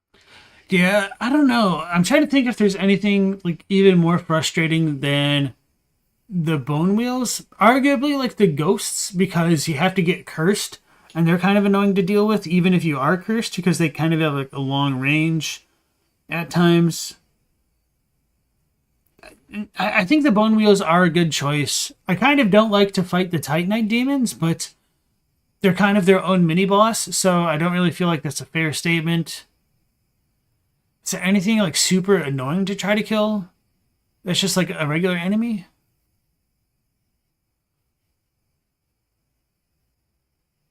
The pigs can be really bad. They're kind of like the skeleton wheels as well, but there's only like 2 of them. Yeah, I think I'll probably just have to agree with the skeleton wheels for now, because I even though I don't dislike them, nothing else is like really popping to my head as like being more terrible, unless somebody in chat has a better suggestion. Attack the pizza gutters. Yeah, the original DS1 should still be on PS3 as well as Demon Souls. You died to the archers 3 times on New Game Plus. So it's funny, like, when I was going back through and platinuming Dark Souls 1, I went through the Silver Knight archers with no deaths. And then when I played it on stream, I died like half a dozen or like a dozen times. And I was like, what the hell? How did I just one-shot these dudes earlier and now I'm just getting wrecked in front of a live studio audience, you know? The Bone Dogs, I thought about the dogs. The humanity sprites don't really bother me that much because you can kind of like keep your distance. They're really slow though. I think it's more of the area than the sprites themselves. Like, the Bone Wheels are way more lethal. You wish there was at least one Titanite demon in Dark Souls 3? That'd have been cool. Yeah, the pigs kind of are easier to avoid. Which is why I feel like if there were more pigs, people would probably have hated them more. The giant worms in Lost Izalith are not hard but annoying. Oh, like the dragon butts. Those are really terrible. But I mean, it kind of feels like you're cheating to honestly suggest them as like an enemy, but technically they are. The archers are so infamous that most people don't know there's a huge soul on the bridge the left archer is on. No, I know, but when you mentioned Lost Izalith, it made me think of the dragon butts. The rockworms that barf the acid that break your gear. Oh yeah, those things are kind of annoying before you get to the Lost Izalith. Like in the between zone. Yeah. Yeah, those things are kind of annoying. He's going to say the reindeer are the worst in Dark Souls 2. I mean, that's kind of a fair one. Although, I don't know, like, Dark Souls 2's hitboxes are so janky that, like, the deer really aren't bad one-on-one. It's the fact that they respawn infinitely. So I'm trying to think of, like, the worst enemy in Dark Souls 2. It's kind of tough. Like, I almost want to say, like, Penetrator, because, like, he shows up and his, like, hitboxes are janked with the stab. He does get more attacks with like the curse, but he's really not like that bad. I'm trying to think of like one thing that I really hated.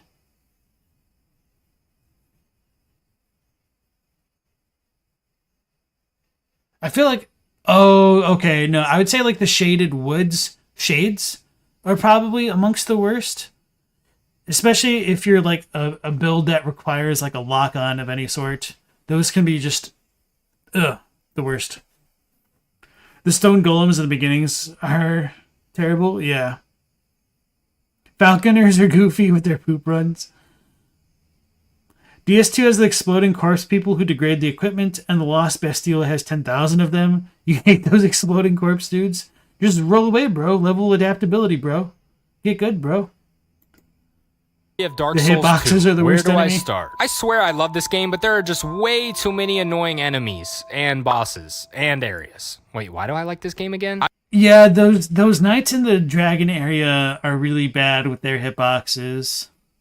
I'm just kidding. The good definitely outweighs the bad in this game, but I think we can all agree that the frozen reindeer ruined Christmas for us all going forward. I wasn't going to put these as the most annoying enemy because I feel like it's partially the area that makes them bad, but while getting gameplay for this video, I just could not ignore how terrible they were. First So I think Bella called it. Was that who did it? Yeah, Bella totally called it. Yeah, so like I said, I don't think the reindeer are bad on their own. It's just the fact that they respawn infinitely in an area where you just can't see for crap, and they actually can like full on gank you. It's really bad.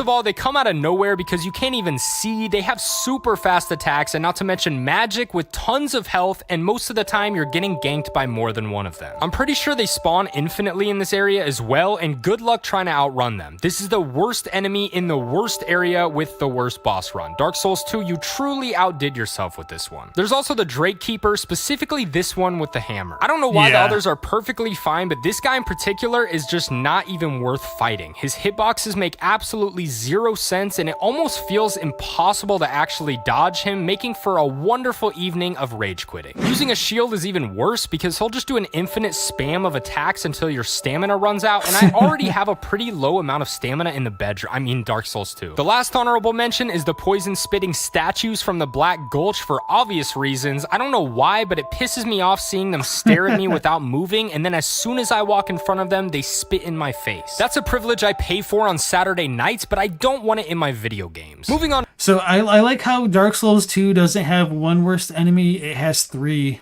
and one of them isn't even an enemy. But you know, it's a game that he loves because he's totally not in an abusive relationship, right?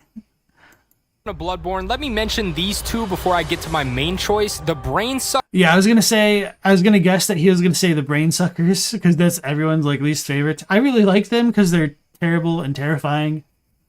And I'm trying to think of like my least favorite enemy. I like Winter Lanterns, although they're awful. If anybody has ever seen like the additional attacks that they could have had, like the mid-ranged ones with like their tentacles, oh my god, they could have been even more terrifying if you can believe it. So least favorite enemies to fight. A lot of people also really hate the Forgotten Madmen down in the tombs that like have the off frame rate when they like run at you. They look like Sadako from The Ring, like the little girl that comes out of the, you know, if you know The Ring, you know The Ring. So worst enemy. I could see an argument made for like the ogre dudes in the Nightmare of Mensis and the Nightmare Frontier. They're pretty bad. The Romlings are annoying, but not too crazy.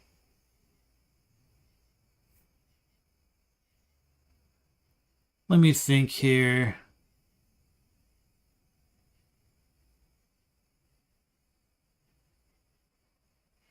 Is there anything in the Forbidden Woods that's super annoying? No, pigs can be pretty tough. Shadows of Yharnam can be pretty tough, but they're not like the worst. So it would be like the worst in Bloodborne. Yeah, maybe the Brain Suckers, just because I've seen. I should show my favorite like Bloodborne video ever. It's just called Please Stop. The snake-headed guys, those can be pretty tough, but at least they're pretty easy to parry if you know what you're doing. Which I guess that doesn't mean they're easy to parry. I should take it back. The Winter Lanterns are pretty intense. Amygdala and the Defiled Chalice is your least favorite enemy. I think he's talking about like non-boss enemies, but yeah, Amygdala is pretty rough. Oh, maybe the Yahar'gul dudes, the Snatchers. Those are pretty intense if you don't know how to deal with them. The shark guys. Oh yeah, how could I have forgotten them? They're they're really tough, but I don't know if they're like the worst.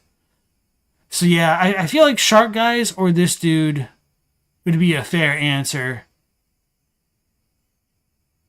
But I guess that depends on like what you mean by worst. So I don't think difficult necessarily means worst. Worst. Shark guys can be difficult, but they do have some really jank stuff and they're kind of hard to deal with in like the not fun way. So they're pretty up there. Brain suckers are kind of similar if you don't know that they're weak to thrust style damage.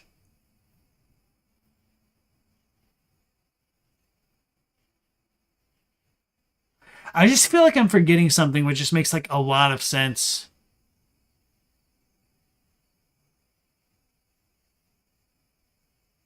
Maybe the Nightmare Executioners in the Hunter's Nightmare, like the ones that use like the cannons and the axes. But they're kind of similar to the sharks. But I don't know. Would I rather fight a shark than a Nightmare Executioner? Kind of. Because like a shark is a little bit easier to like read, and I don't know. Jura's gun? Oh yeah, Jura's a good point. That is a very good one. Okay, yeah, if I want to say enemy, I'm gonna say like, oh my god, how could I have forgotten this? Let's. So I was going to just say like the Gatling gun hunter in the hunter stream, but no, I will say the freaking what's it called? The non-tonitrous hunter in Cathedral Ward, the rifle spear hunter, which can just spam so many bullets at you. Or I guess technically you could say like the Bloody Crow of Canehurst if we're counting like the hunters. I still kind of hate the rifle spear guy more. I don't know. Yeah, like Bella just said, the Bloody Crow. All right. We've stalled too long. I guess I don't really hate a lot of the Bloodborne enemies. Suckers, first of all, for obvious reasons. Despite having a pretty appealing name, if you know what I mean, the brain suckers are not only difficult, they're also pretty terrifying. All of their attacks can trap you, and if you're not careful, you might get sucked so hard. Wait, why was this a bad thing again? Another quick honorable mention is the blood-sucking beast enemy. Okay, I think, yeah, I might agree with the bloodsuckers because they're not really weak to anything. They have really painful combo attacks. They deal a lot of damage. They're pretty tanky depending on which ones you fight. And I just don't really ever want to fight them.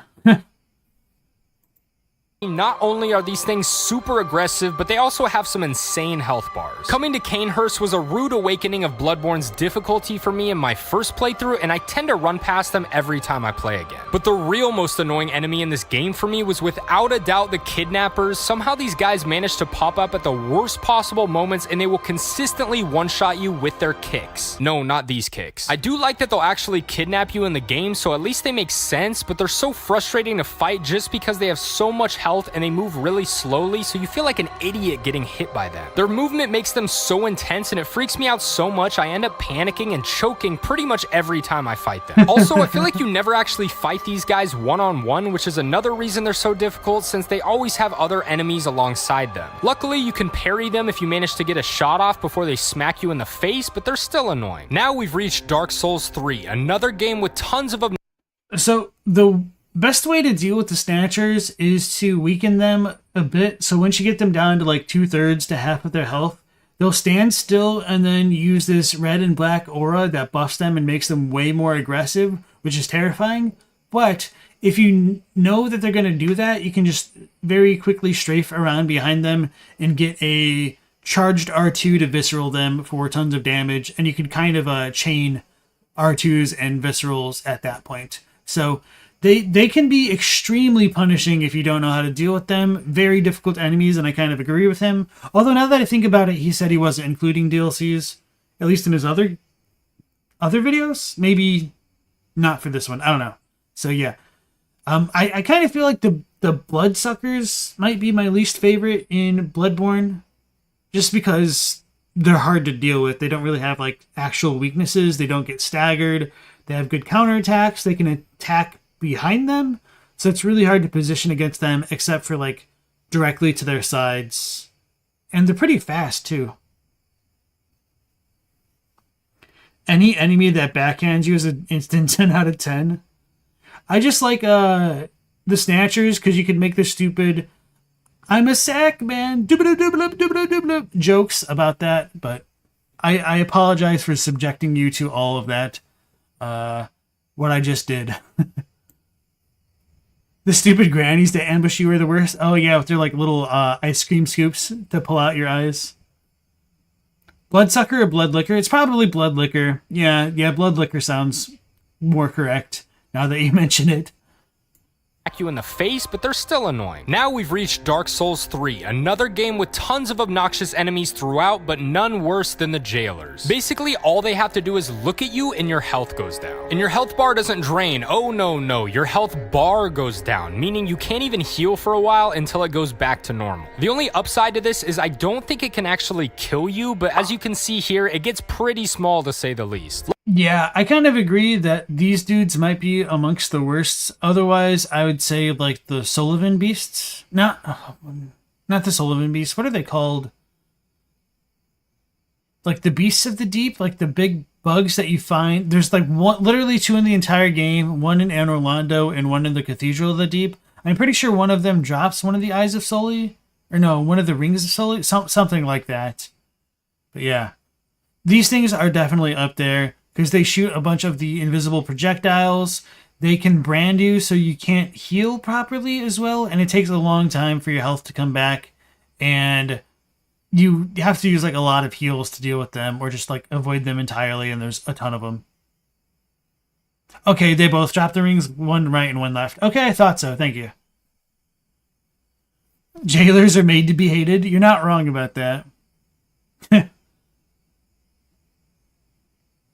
The weird furry spider things that curse you. Okay. Luckily, size doesn't matter according to every girlfriend I've ever had. Just kidding, I'm a Souls player, we don't get girlfriends. The jailers are similar to the mind flayers where they're extremely dangerous at range but pretty easy to take care of up close. The only difference is the jailers have pretty brutal attacks up close if you forgot how to dodge and can also come in big groups like in this area. I don't think there will be much debate about these being the most annoying enemy in Dark Souls 3, but there's a chance you may have picked the Thralls or the Jumping Grooves. The Thralls are pesky little assholes that jump around and attack you so fast that you're usually dead before you notice the animation. Notice how most of the worst enemies are the ones that always come in groups? Yeah, these guys are the definition of that. If you don't think those were the most annoying, then my other honorable mention is the Jumping Grooves, who are just a pain to fight because they won't stand still. They really are. I'm a little bit surprised he didn't mention the Big Roos as opposed to these dudes. Yeah, these guys can be pretty strong, but if you like bum rush them, they're not too terrible. Which is kind of true of like the Thralls as well. Like you can just hit stun a lot of smaller enemies in these games.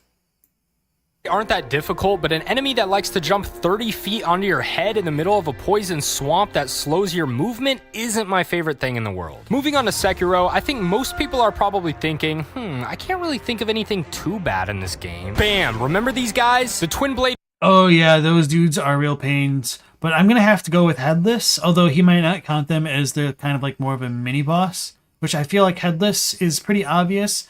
I mean, Shichiman warriors are kind of annoying to deal with, but Headless are arbitrarily difficult and just tedious once you are able to deal with them. But these dudes are actually difficult and can kick your ass. I just kind of like try to leave these dudes alone when I don't have to deal with them because they're pretty tough. But I don't think like tough is bad. It's just R1 spam. Oh, the Lycans in Dark Souls 3 are pretty scary. Yeah, they're scary, but I don't think that makes like they're not bad enemies. I think they're pretty well designed for what they are. Like I like how they like grapple you and stuff. Humble Gamer, welcome in. Mahler's kind of a mad dog. A lot of personal dislike of H-Bomber there. Yeah, he definitely could have been a bit more cordial, but I mean, more power to him. I don't know what else to say. On your first playthrough of Elden Ring, when you first walked into the catacombs, you got PTSD because of the stone goblins. It's similar movement to the Thralls. Monks are a huge pain in the game and are hard enough to fight alone, so I really don't understand why FromSoft thought we needed the extra challenge of a gank every time we see them. I genuinely don't think I had ever killed one of these guys until I went back for this gameplay, and even with my character being super overpowered, they were still beating my ass. It's another enemy that constantly jumps around and spins, and you can't even tell what attack they're doing half the time. Once again, Sekiro is about the give and take flow of combat, and all these things do is take. They have no desire to let you get in attacks. They're just gonna keep going until you give up and run away. Another one you probably saw coming is the Nightjar ninjas. They kind of have the same issues, and while they aren't as difficult, they do have these boomerang blades that are incredibly annoying. They also have the infamous, so there's that. The main reason... Yeah, I was gonna say those dudes are kind of annoying, but I would agree with the Twin Blades dudes being really annoying, but for me, Headless still takes the cake, just because they're like more tedious than anything. These guys suck is due to how many of them there are. Like I said before, if it was just a one-on-one fight, it wouldn't be too bad. I also have to mention the Palace Nobles. Luckily, they're not as hard as Mist Noble, the hardest boss in the series, but bro, their one attack is so obnoxious. It's kind of like the jailers. Basically, if they see you, they start playing the flute or something until you get paralyzed, and then they run and grab you. Their little run is so terrifying, and while these guys aren't super hard up close, you can pretty much consider yourself dead if they take your power. Alright, time for what I'm assuming most of you are here for, Elden Ring. This one was really up in the air for me, so I decided to play the game. Alright, so he decided to play the game. It's kind of a funny way to pause, or a funny spot to pause. For me, I'm going to go with the Erdtree Burial Watchdogs. Revenants, please. Just heal, bro. Yeah, Revenants are pretty bad, but I would rather fight them than Erdtree Burial Watchdogs, to be honest. Elden Ring has an easy pick. The birds with the sword and the fire. God, those birds are bad. The sword and the fire? Are you talking about the death birds? They're pretty tough. I would still rather fight death birds than Erdtree Burial Watchdogs. I feel like there's more give and take.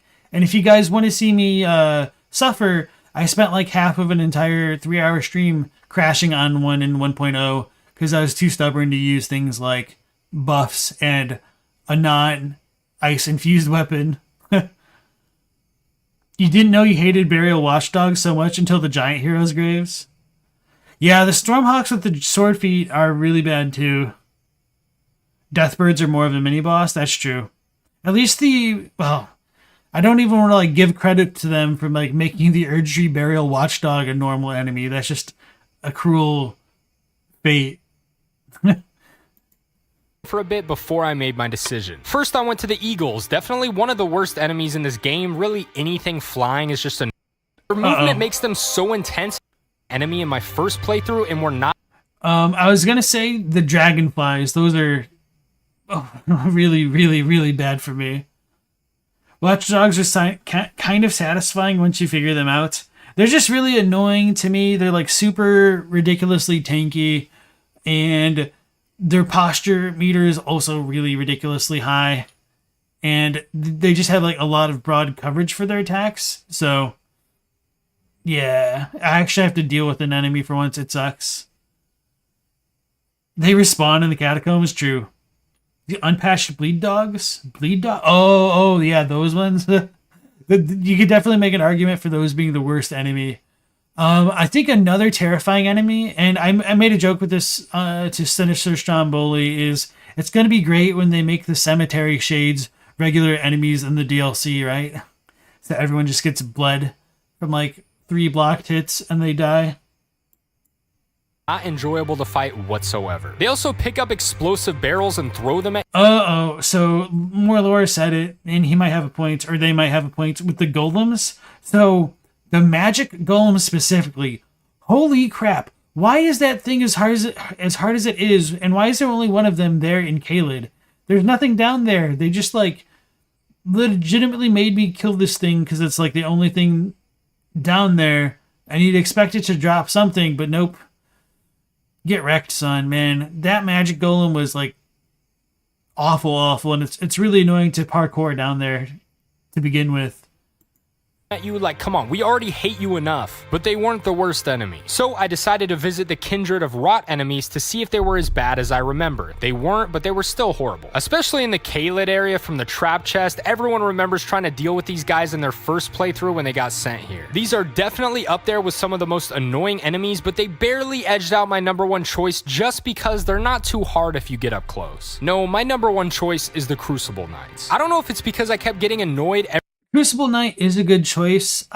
Because I made my early melee build guide to dealing with the Crucible Knights, they weren't too bad for me. Like Siluria is just a little bit easier than Ordovis in general, but holy crap, it was a real painful experience learning the differences in their attack patterns between phase 1 and phase 2, and then just for them to turn into regular enemies later on is pretty painful. They don't bleed or anything, so these are definitely very tough enemies. I would still rather fight these dudes than Erdtree Burial Watchdogs.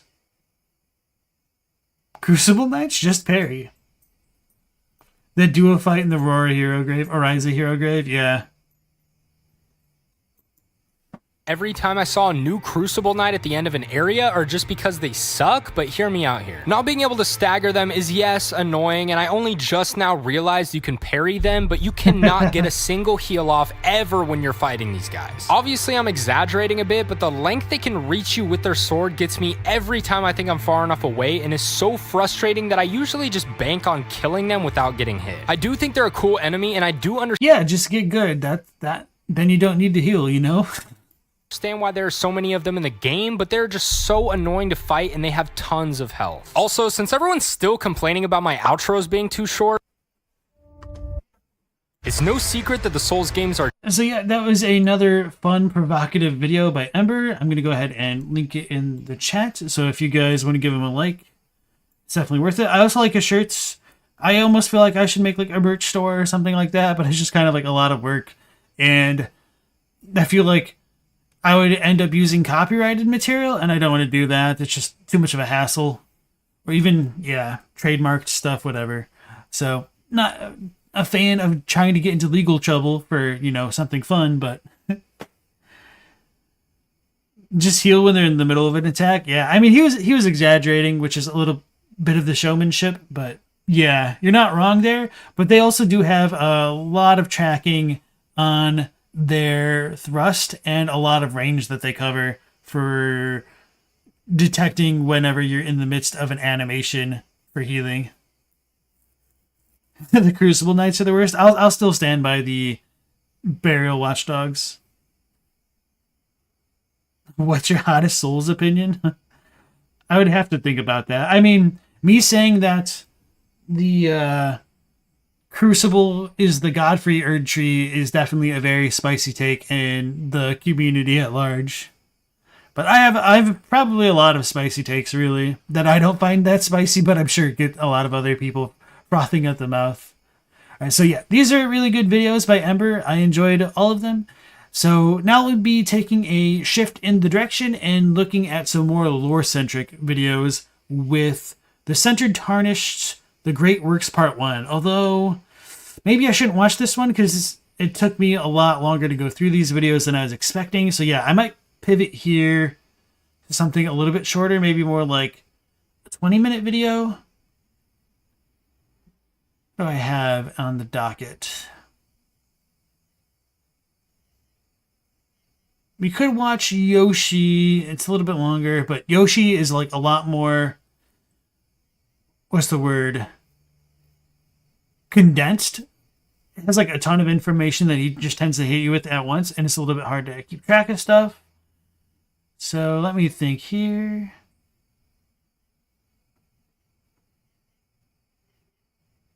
Okay, yeah, so maybe this would be a good one to fill out the rest of the stream because it's only about a half hour.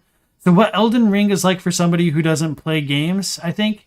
So this kind of got inadvertently recommended to me by Smotown earlier today because we were talking about what I had mentioned in stream like either yesterday or the day before about how I kind of wonder what it's like for people who didn't go through the other Soulsborne games and just like the difficulty of Elden Ring for them. Because I mean, I have a vague general sense, but I don't think I've actually like watched a lot of first-hand things here. So I would like to watch this, but I also don't want to go like super over time again. And I'm pretty sure we're going to go over time even if I watch this one. So it's just going to be, you know, a little bit less. So I hope you all are down for this and the sudden shift. So let's look at this. You just watched this one? It's awesome? Okay, cool. Or are you talking about the Central Tarnished one? All right, Elden Enthusiast, you have a good night. And remember, we will be going live tomorrow, 10 p.m. Eastern Standard Time. See you then. The Helpin's your hottest lore take? What about Over the the past Helpin? few years, All right, so, okay, yeah, a little bit of context. The reason this got brought up is because FromSoft's fans are toxic, especially to newer players, apparently. And I missed, like, the drama surrounding this video because I have no idea what it is. I literally just heard about it, like, a couple hours ago. Okay, so you watched the Central Tarnished one, or Centered Tarnished one? Okay. So, sorry for the abrupt pivot in direction here, but yeah. So apparently this dude got bullied and he's not going to cover Armored Core 6 because he doesn't feel like dealing with the FromSoft fan community again, which I can totally respect that take. So apparently this is kind of what sparked a lot of it, and this is what Elden Ring is like for somebody who doesn't play games. So with this whole Animal Crossing intro here, I'm pretty sure I can see why this could incite some of the more toxic members of the community, unfortunately. Yeah, FromSoft players suck sometimes. Very true. I tend to think like a lot of it tends to be more of the younger fans that are like more like high school age. And when the games get first released, like a lot of those players are going to be really obnoxious for a long time. But once the games like die down and people start moving to other stuff, like the more like core community sticks around and they're like a lot more mellow for the most part, which isn't to say that there's like no shitheads, because there definitely are, but it becomes a lot more tolerable like over time, which is just kind of how it goes sometimes. All right, let's go ahead and dive on in. Over the past few years, I've had my wife, more boomerly known as the lady I live with, try out a handful of video games in order for me to get a better idea of what they're like for people who don't spend much time playing them. These informal experiments not only have given me a better understanding of some of the obstacles that exist for those with little to no experience with games, but also have been intriguing explorations of what goes into learning the language of gaming. As a result of these experiments, my wife went from being entirely unfamiliar with typical game conventions and mechanics to having a decent grasp over how games work and what they expect from players. She even took an interest in a couple of titles, playing them far beyond what I asked her to do for these videos, and she was well along in her journey of going from a non-gamer to a gamer. And now, it's been a year and a half since she last picked up a controller. As it turns out, time never stops moving forward, a fact that has become especially apparent since adding a baby we live with to our household. Life gets away from you fast, but now we've had a few good nights of sleep and are ready for another informal experiment. While I assume she has retained some of the skills she built up through previous experiences, this gap almost certainly will lead to her being rustier than before. So clearly, the best way to ease her back into things is by having her play Elden Ring. I'm ready. That's a pretty interesting premise for the video. I think it's pretty bold. I don't know if they like played any of the other Souls games, but yeah, I could see how some shitheads would take this in a very negative direction, unfortunately, and like by no fault of their own. Ready. I'm ready for battle. Can you get me someone to fight? I know, I'm not ready for battle!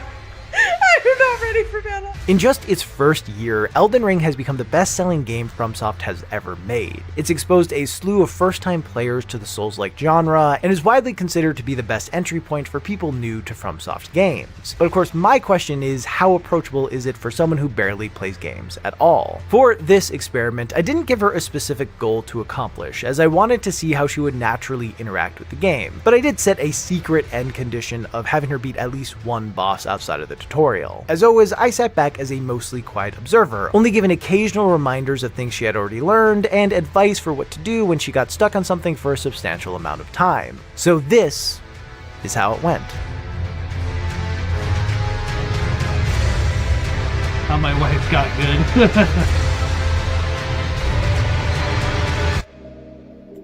Yeah, so like I said, I do think this is a very interesting premise for a video. So yeah, like when I watch people on Twitch on occasion, I don't tend to watch first playthroughs because I like to like spoil and backseat, and it's just easier to avoid doing that if I don't need to worry about that. And honestly, like I can't really talk about lore a lot or anything like that if it's somebody's first playthrough because they just they don't know what they don't know, you know? So it is kind of cool to get like a complete newbie's experience to it, which is kind of hard to get a handle on otherwise. Fandoms just have toxic factions in general, and they're loud and can ruin things for you. Yeah. It's kind of the unfortunate reality of having a public platform, especially. Bella said, "You think that's the best way to ease someone in Elden Ring? Just let them loose and discover things on their own? It's an open world game after all, but understand being excited and dumping info."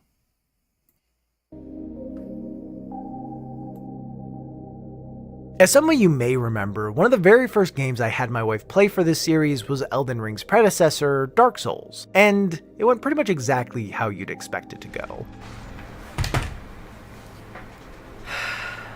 Can I be done yet? Due to her lack of gaming experience, mixed with Dark Souls' opaque and sometimes confusing design, she had a ton of trouble just figuring out how to do things, which led to her dying a lot. Even when she did figure out the very basics, she still couldn't get past the Asylum Demon. As there was no way to level up in the Undead Asylum, her only way to move forward was by using the tools she had in order to defeat him. With enough practice, I'm confident that she could have done it, but she found losing over and over again to be extremely demoralizing, and after an hour straight of dying to the same boss, she had no interest in playing anymore. By presenting such a tough skill check for players in his tutorial, it sets the tone for what the rest of the game will be like at the cost of turning some players away. Elden Ring takes a much different approach with its tutorial by having it be completely optional. Players don't have to prove they understand the basics to access the core of the game, and instead can just head to the overworld without any real challenge. In fact, when Elden Ring first came out, many didn't even realize there was a tutorial, as it involves jumping into a dark pit that is pushed off to the side, whereas the path to the overworld is brightly lit and in the center of the screen when the player character spawns. Oh, that's kind of funny. I didn't realize that. I mean, I guess it kind of makes sense. I just like looked at the note on the ground and jumped down.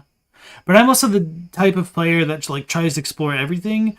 I don't know if I've said this on stream before, but when I was playing Skyrim, I got to like level 70 or 80, like something kind of ridiculously high for that game, without being able to use any of the dragon shouts. Like I had like over 23 of them, and I couldn't use them just because I am so focused on like doing more side stuff than anything like main game related, which is a bit ironic because it probably makes the game a little bit so like I never actually went through the entire main story of Skyrim just because I was doing all the other stuff first. And kind of same thing with like Fallout 3, although I did eventually go back and like beat Fallout 3. Hey Jan Jarvis, welcome back to the stream. That's just smart, no dragons to pester you all the time. Yeah, I never really fought any of the dragons in Skyrim, which is just kind of like not what most people expect when they think of it. You don't know how you missed the ghost dude? I mean, like I was saying earlier with like Mario Maker 2, there is like an actual grain of truth in trying to design a level a certain way and play through it while ignoring everything that you've done to help guide players. I've definitely seen people completely ignore everything that the NPCs say. They just kind of attack Vare on sight, and they just like go about being like the dirtiest murder hobo you could possibly imagine. This eventually led FromSoft to include a message that tells players about the tutorial so that they don't run past it. Given all of this history, I was curious to see if my wife would go into the Cave of Knowledge without the prompt, so I turned off all tutorial notifications before I had her start, and she did very nearly miss it, but not for the reasons you might think. When she first began walking around the Chapel of Anticipation, she noticed various bloodstains and messages. Without the knowledge that other players had left them behind, she assumed they were made by the developers, almost as if they were a core part of understanding the game. So instead of viewing them as the random ramblings that they often are, she thought they were all important. In fairness, in Dark Souls, all of the messages in the tutorial are from the developers, and they largely just lay out the basic controls, so it is possible that her assumption of how they worked in Elden Ring came from that, although she barely had any recollection of her time with Dark Souls as it was so long ago, so if that was the connection she made, it was a subconscious one. Anyway, in true FromSoft fashion, one of the first messages she read pointed to the side of a cliff and said to jump off. Incidentally, at the same time, she clicked a bloodstain that showed a figure doing just that, so wondering if it was some sort of secret, she followed suit. That's... Try jumping. What? I muted all my laughing. What?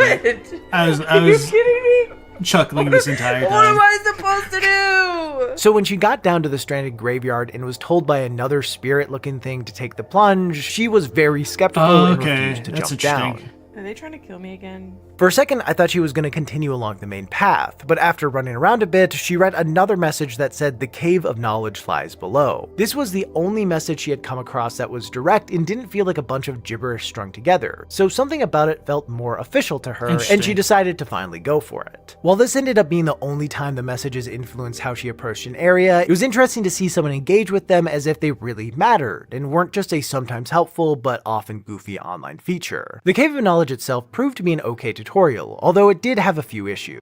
Yeah, I never would have expected that, but I mean, that does make a lot of sense. I was going to say something else and kind of forgot it. Oh, yeah. So I was a little bit surprised he didn't mess with like the brightness settings, because I could totally see why people didn't jump down in the cave, because I had to bump my brightness all the way up to 9. So like I originally started with like 6 or whatever was like default, and I was like, okay, this looks fine in the menu. But then once I got into the stranded graveyard cave, I was like, I can't see a damn thing like in the back of the cave. Like I couldn't tell where the walls were, so I just had to like pump it way the hell up. And if people were like on the default stuff because they didn't know any better, I could see them ignoring more of that stuff down there.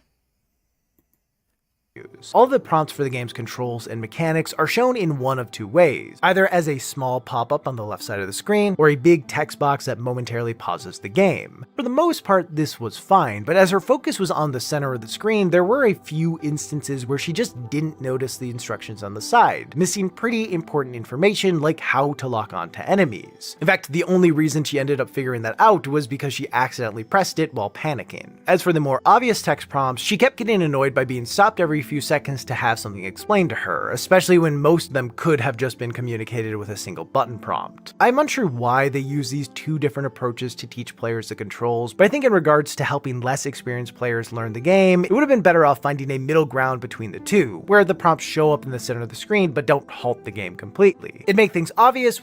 I don't know how I feel about that. Like it's kind of like this in Sekiro as well, where they had the incorporation of a pause button, which, you know, really I didn't discover that until I was like, well, halfway through the game beyond that, because you couldn't like legitimately pause in any of the other games, probably because they're like co-op friendly, and so you can't like really pause it if you have friends in the game, I guess. So I'm a little bit curious as to why they never implemented a pause for like single offline encounters, and they just disabled it whenever somebody was getting summoned in, I guess, but I digress. It is kind of interesting that he tries to juxtapose like these ones were the ones that she disliked, but then she missed the ones on the side, which kind of makes sense, but maybe she also would have missed all the ones if they're on the side if she missed the one earlier about locking on. I don't know. So maybe they should have like combined all of the information, like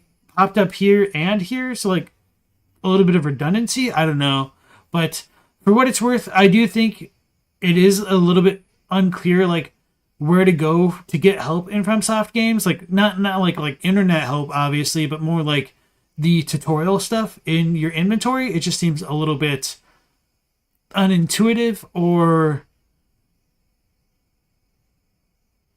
that players could potentially use a more streamlined feature to get more like tool tips or tutorials or guidance. I don't know.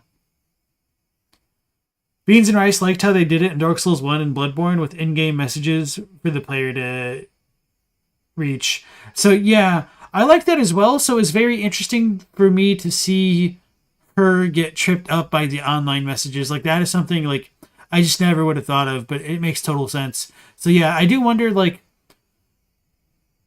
how much I don't want to say like validity, like how much difference there would have been if he had his wife play in the offline mode, if he would consider that as valid. Because I do think that the game defaults to being online, so it is probably more valid to have her do like the online mode and get distracted by all the other like random messages and stuff. Without being nearly as annoying. On the topic of teaching players the controls, one issue I have noticed throughout many of these informal experiments is that a lot of games on PC don't allow players to customize the UI of button prompts. Oftentimes the only option is the Xbox gamepad layout, which has also been adopted by Steam. Yes, I absolutely hate that. I wish that there was like an option within Steam to force games to either use like the PlayStation prompt, the Xbox prompt, or like the PC prompts, and just like a setting that you could use either in like the big picture mode or whatnot.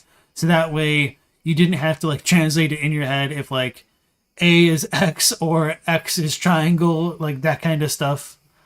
It would just make so many games so much better. But of course, like a lot of games don't have those assets natively integrated into them. So it does make sense that like not everything has it, but just it'd be such a nicer quality of life feature, I think.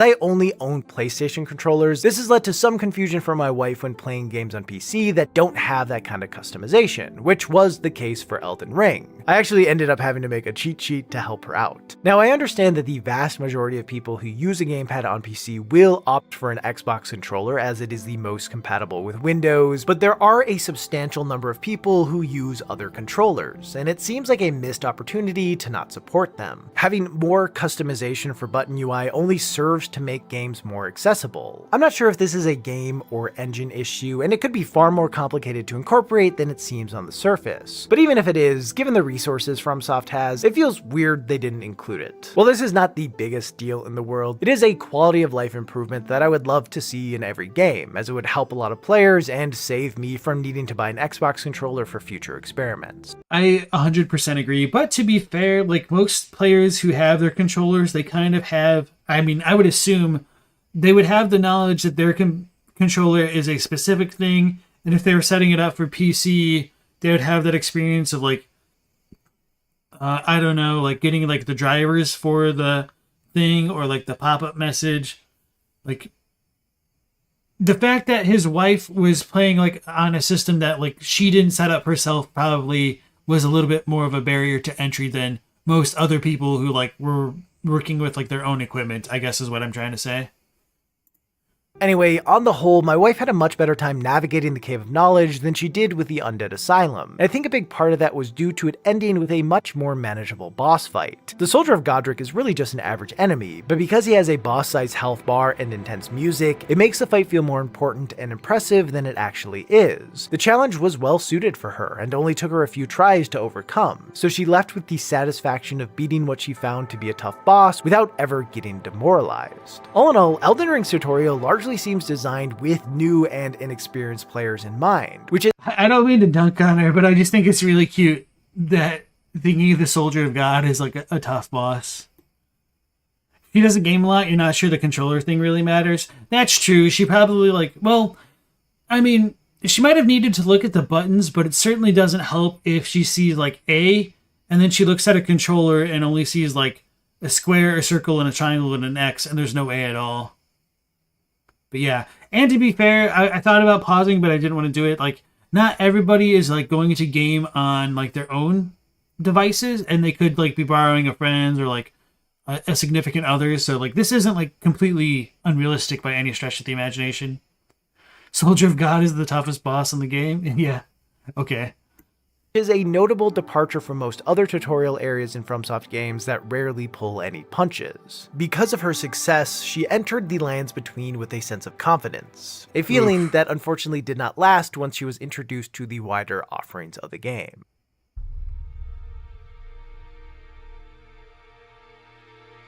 As she stepped out into the Lands Between, she was immediately overwhelmed with how massive it was, and at first questioned where to go. After seeing the tree sentinel patrolling below, she assumed that must be the way, and promptly got murdered. Yeah, I wasn't really paying attention to the tree sentinel, so I just like assumed it was Melina, and I beelined it straight toward him and got my ass kicked. I was like, what the hell? And then I spent like 3 hours trying to kill him because I'm stubborn, and I wanted to kill him just like I killed the grafted scion after reloading for like 3 hours. So I had a really rough beginning with Elden Ring, all things considered, because of the way that I play. Your god's name is Rick. that? How do you do it? How do you do it? Not wanting to have to deal with it, she decided to head west instead, where she then ran into a demi-human giant and... Ah! Yeah, that can be pretty rough. This time after respawning, she surveyed the land a bit more, trying to determine the right path, which is when she noticed the Erd tree in the distance, and figured that must be where she needed to go. With her destination picked, she pretty much just ran in a straight line towards it, bringing her close to the gatefront ruins. And I think this is a great example of how well thought out Elden Ring's world design is. While there isn't really a wrong way to go, as exploration is a core part of the gameplay loop, there is a main path for players to follow in order to progress. Although even that technically isn't mandatory, but it is what most people will do. This path starts at the Gatefront Ruins, leads up to Stormhill, and then to the first major boss of the game, Margit. Of the various ways Elden Ring tries to direct players towards... That makes me feel better with my silly experiment in 1.0 of just going up straight pretty much directly to Margit if she did something similar. So I feel like there's kind of like value there. So yeah, she's using the bandit class too. It's rough, especially with that dagger. Elden Ring tries to get you to do too many things to come back later. Also, demi-human giant, lol, like Malekith, right? You think you understand the controller thing now? You're just scrambling things around in your head. Okay. That dagger has bleed at least? True. Okay. The Gatefront Ruins, this was one I did not pick up on during my own playthrough, but it makes a lot of sense. The Erd tree is massive, and its golden hue stands out amongst the rest of the environment. Many players will no doubt be curious to see what is at the base of it, and while this isn't a goal they will actually be able to accomplish at this point, it is still something that can be used to influence their decision making. So even if someone ignores the main roads and the guidance of grace that literally points players where to go, like my wife did, all it takes is being intrigued by the Erd tree to be led to the main path. Once getting to the Stormgate site of Grace and unlocking Torrent as well as the ability to level up, she kept pressing forward, opting to ride past enemies instead of actually engaging with them. As she made her way into Stormhill, she lost track of the Erd tree as the fog in the area decreased visibility a bit, and it was mostly blocked by the ruins of a bridge. For the few moments it was in sight, she was preoccupied by a pack of wolves that ambushed her, so instead of continuing towards it, she ended up following the road instead. While I don't know the full intentions of the developers, obscuring it in these ways seems like a very intentional choice so that players head towards Margit instead of the Erd tree itself, which That's really interesting and something I never would have considered without that kind of like insight. But that makes a lot of sense, and if so, that can really deepen my appreciation for like that aspect of Limgrave specifically. Based enemy avoider. Watching new players and their fascination with everything in sight makes you fall in love with this game all over again. It's magical. Oh man, I remember like when we got the puppy, just like the first couple days when he was in the house, just like how he would look around at like the most like ordinary stuff to us, but you know, he's just trying to figure out what everything is. It was just a very kind of interesting experience, like re-experiencing the day-to-day stuff that we just kind of like take for granted through his eyes. will just take them to a cliff's edge. Frankly, watching her play made me appreciate the world design of Elden Ring even more than I already did, which I honestly didn't think was possible. There are so many subtle touches that help guide players while still managing to feel natural to the world, and it was really cool to see these design choices lead my wife in a certain direction. With her focus shifted to moving along the main road, she ran into a battalion guarding a gate, and decided to deal with them in the same way she had with every other enemy so far, running past them. Her first few attempts of charging straight in were met with failure. But as she examined the area, she noticed that there weren't as many guards along the side of the road, so she just went around and slipped past them. The ability to avoid conflict definitely made parts of the experience less frustrating for her, as at least while riding around the open world, there was nothing she ever really felt stuck on, and she enjoyed weaving around enemies and finding clever ways past them. With that said, the flaw of her approach is that the game doesn't reward players with experience or items for not fighting. So when she got to Margit, she was woefully underprepared both in terms of player skill and character upgrades. Oh no, oh no, oh no. Oh, this game is so annoying. These sorts of skill checks are common barriers in FromSoft titles, with the majority of their games, as there are only a few paths players can take. If they want to progress and see new areas, they will have to overcome difficult bosses pretty regularly, either by taking time to learn their attack patterns and weaknesses, or grinding the same areas over and over again to level up enough and make them less challenging. As I mentioned before, in Dark Souls, when my wife ran into a barrier like this, the frustration of losing so many times led her to want to stop playing. But her experience with Elden Ring in this regard ended up being a fair bit different. After dying a few times and realizing she stood no chance, she just went off to look for other things to engage with. Due to its open world structure, players have an incredible amount of options of stuff they can do. This makes it so when they hit a spot they're not ready for, instead of repeatedly bashing their head against the wall, they can simply leave and come back later. While there are still a few choke points in Elden Ring players will need to eventually overcome in order to progress, due to the sheer amount of content that can be accessed from the moment players set foot in Limgrave, it is unlikely they will be forced to conquer a challenge before they are ready to do so. At least that's how it's supposed to work in theory. When my wife actually went off to find other things to do, it proved to be more difficult than expected. She wanted to find enemies to fight so she could get enough runes to level up, but she struggled with knowing where to look. She did come across a few encampments, but they all had a lot of enemies roaming around them. While she was able to pick off a few that hung around the outskirts, anytime she moved too far in and had to take on more than one enemy at a time, it didn't go well. There's a lot. Okay. Rude. So she spent a lot of time riding around in search of things that felt more manageable, but struggled to find anything of substance. Occasionally she'd encounter an enemy off on their own that she could take out, but this didn't yield significant enough results. As she didn't know how to take on multiple enemies at the same time, especially in wide open areas where they could easily surround her, her best bet was finding a cave. But despite passing a few, she didn't notice them. And after aimlessly riding around for a while, entirely unprompted, she said, I like Breath of the Wild better. When I asked her why, along with saying it was just generally less stressful, she also remarked on how it was so much easier to find things. And that makes a lot of sense. The shrines and Sheikah towers stand out due to their bright orange lighting and sleek design that is unnatural to the Kingdom of Hyrule. Also, they can be spotted from far away, and will draw the attention of most players. Now, I personally think Elden Ring does a good job of signaling where points of interest are through the use of light sources, but for her, these kinds of lights didn't register as a sign that there was something to explore. She just saw them as set dressing, so she never paid all that much mind to them. That's kind of interesting, and part of the reason I was never really drawn to Breath of the Wild is just because and I might have a mistaken impression here, is that the world looked really empty and kind of lifeless to me, despite being very vibrant and cel shaded. And so, well, I can kind of see the same kind of comparisons being made to Elden Ring and all that. I wasn't also super sold on the open world aspects of it, but actually playing through it, I did come to enjoy it more than I was initially expecting and initially dreading, because I think it's a lot easier to get an open world game wrong than it is to get it right. And Elden Ring did a really good job overall with, some decent amount of issues like enemy balancing and stuff like that, as this guy's wife is experiencing here. The style and visual language of a game has a huge impact on how individuals interpret things. And obviously, for inexperienced players, the less complex that visual language is, the easier it will be to understand what they can. So yeah, this is kind of my constant impression of Breath of the Wild, and I know sometimes enemies will spawn up out of the ground, but it just looks there's not enough here to make me get interested in what I see on the screen beyond the surface level. I'm yeah, this definitely looks kind of pretty if you're into the whole Switch graphic stuff. And I guess that thing is supposed to guide you where to go, but this just seems a little bit too aimless for me to get like sucked in just looking at like this screen here specifically.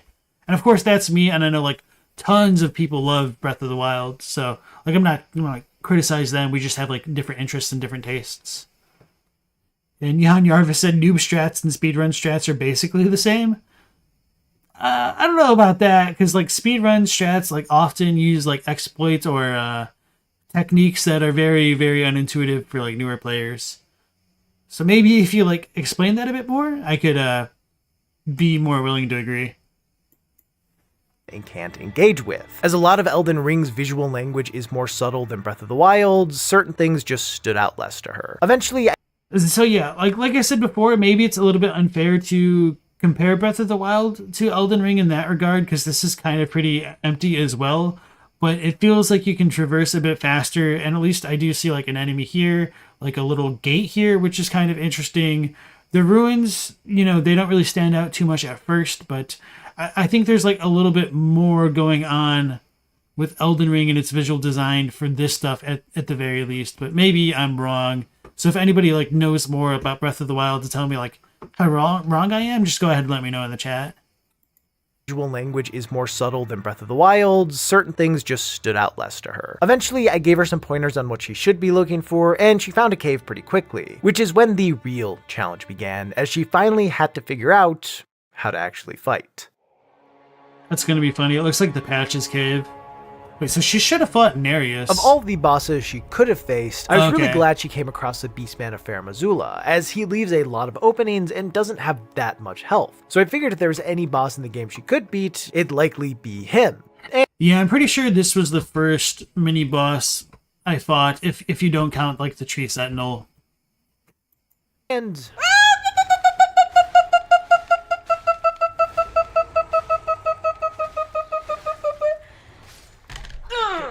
don't break That really wasn't too bad for a very first I try. don't like this. In general, she lacked patience and coordination. Pretty much every time she got into a fight, she'd do a lot of panic pressing, leading to either attacking or rolling way more than she needed to. So for the most part, she was either all in on attacking or all in on rolling away, rarely putting the two together to effectively suss out attacks and counter when an opening presented itself. She also had a That's really interesting. So Jan Yarvis said just like running past the enemies. Okay, I see what you're saying with that. Yeah, that makes sense. Doesn't really work for the Elden Ring speedruns though. Yeah, but nonetheless, I get where you're trying to go with that. That still kind of makes sense. You can feel the pain. Yeah, kind of feel bad like the way that he subjected it to her, because like she's very obviously uninterested, which I think is also a bit different from somebody who is more interested implicitly into Elden Ring and like wants to learn more about it, just because like the motivation isn't there.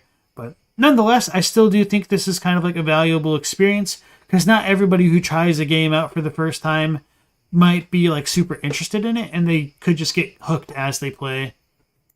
fair bit of trouble with doing various actions at the same time as moving. So whenever she attacked, called Torrent, or chugged a flask, she would let go of the joystick first, leaving herself extremely vulnerable. Maybe most consequentially, she found every battle to be anxiety-inducing, leading to her squeezing the controller super tightly and accidentally pressing wrong buttons, resulting in inopportune item use and crouching at the worst times possible. As she battled against the Beastman more and more though, she started to do better. She dodged more effectively, got hits in without trading damage, and even recognized certain attacks. She had a handful of attempts where she got him down to around half health, which was a huge improvement over her earlier tries. With that said, despite the improvement being encouraging, the repeated failure still proved to be immensely frustrating. She kept trying for a while, as something about the fight seemed more doable to her than the one with Margit had, but she eventually hit a point where it was clear that it would take a lot of grinding in order for her to beat him, and she didn't really have the tolerance to go through that, so it seemed like her playthrough would end there. However, after she stopped playing that day, I realized that there was a pretty major mechanic that she hadn't engaged with in the slightest that could help give her an edge, that being the Spirit Ashes. Unlike other iterations of summons in FromSoft titles, the Spirit Ashes feel more like a core part of the game. While summoning in the Soul series requires the use of a limited resource, the Ashes only require FP or HP, making it a far more reliable tool.